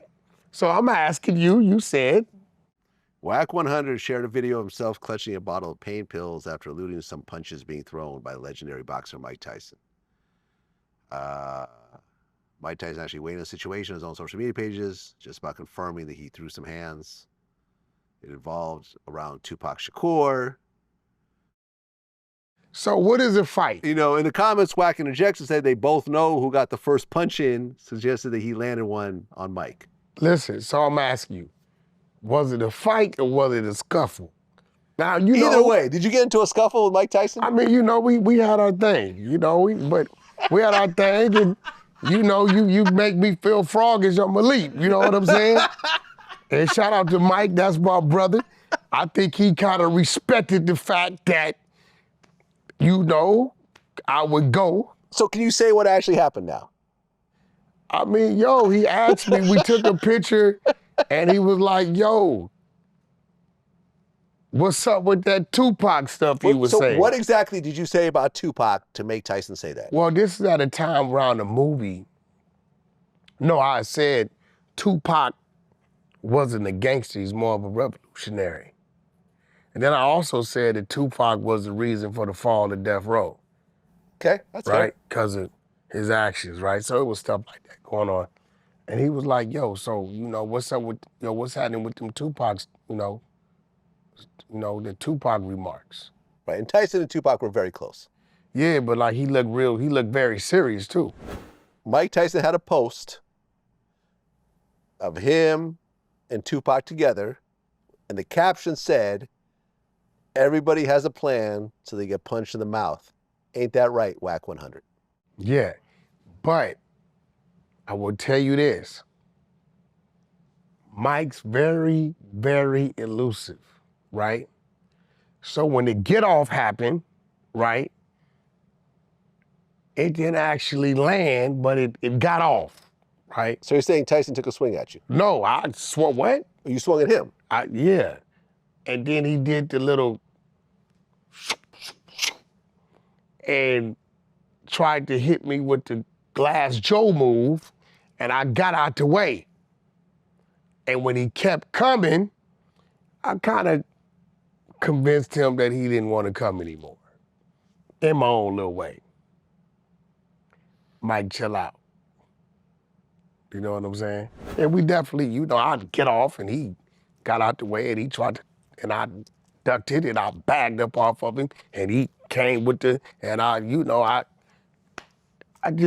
leveled out the playing field. And you know, I kind of made him an offer that he couldn't refuse, you know what I mean? You get what I'm saying? Not really, but you know. Yeah, I made him an offer he couldn't refuse. I think you're being purposely vague. I made him an offer he couldn't refuse. And, you know, I think it was in our best interest to like chill out. His, definitely mine. You know what I'm saying? I was like, yo, I'm about to be doing time for, you know, popping Mike Tyson or something, right? So I didn't really go there, but I think he understood I was about to go there. Mike Tyson, you know, I got off because he asked me a question too close. And then he kind of like came back with the, and I step back, and it was like clutch, like bag up, Mike. And we left it at that. And we've been friends ever since. I was not about to lock up in a toe-to-toe with Iron Mike Tyson. Well, because there's a but clip. The fact that I got off, he respected it. Okay, because there's a clip on No Jumper from 7 months ago, and it's titled Wack100 on why he faked a fight with Mike Tyson. I didn't fake a fight. But it wasn't a fight. You know, it was a bag up. It wasn't a fight. Right? We seen Mike Tyson fight. I did not allow him to engage in his fight. I reacted to when he asked me a question. And when he reacted, I was able to get out the way. And when he saw me get out the way and he was regrouping for his, you know, he was that little bull attack he does, you know, I simply, I balance out the playing field. I'll let him know I'm going to balance out the playing field. It is not in your best interest. And it's not in my best interest right now, right? For this ball to hike, you know what I'm saying? And I think we understood that, and the fact that I didn't go all the way, right, with what it could have been and didn't disrespect him in that manner. He respected that. But he understood, you know, that I was empowered. Yeah, I remember when I interviewed Holyfield, I told him about my situation with Tyson, and like, he basically said he doesn't understand why Tyson tries to bully people, because he's seen it over and over again. No, I've never seen him try to bully me. He asked me a question. Listen, Tyson's natural demeanor, it's not aggressive, it's spooky. Yeah, I could attest to that. Because yeah, I've been there. It's kind of like you got this bull and then this voice, but then you got this 1,000-mile stare, and then you got this look. So with me, you spook me, I'm getting off. I tried, but he, you know, it kind of like, I was trying to, you know, get here, but it was kind of like a skim. And then he tried to get out. And when I whooped, I took 2-3 steps back, and he And I kind of like, Mike, listen, you might not want to do that. You know what I'm saying? And he respected the fact that I didn't go all the way there, and I respected the fact he didn't go all the way there. And we left it alone. And we shook hands and had a conversation, and we've been the best of friends ever since. That's how we're gonna end it. I'm not gonna call it a fight because, you know what I'm saying? Listen, but I tried it and I did it, and he tried it and did it. I got a little closer than he got to me. I got a skim. I think if he'd have got a skim, I probably would have got wobbled, because if you let Mike land one of those, it's a wrap. Yeah. But he respected the fact that when he asked me what he asked me, because I took it, I reacted the way I reacted. But I quickly did the math. You know those movies when they got all the figures floating around and you computing? Remember The Predator? Remember when he was coming through the parking lot? Right. And everything was computed? I quickly did the math, and my math said, no more engagement.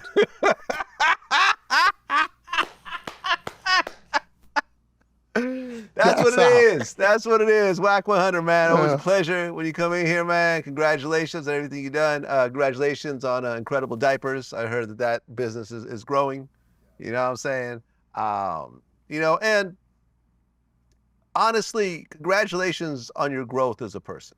Because at the time that you and I first met and we had our initial argument, I didn't think that I would meet the Wack100 that I know today. Definitely. You know what I'm saying? And that's the thing when I deal with people. Like, I could have a falling out with somebody, and if I feel like they're a slightly different person and they've grown as a person, I could work it out with them and we could get to business and so forth. You know, if I feel like they're exactly in the same place, I know that there's nothing that could be done.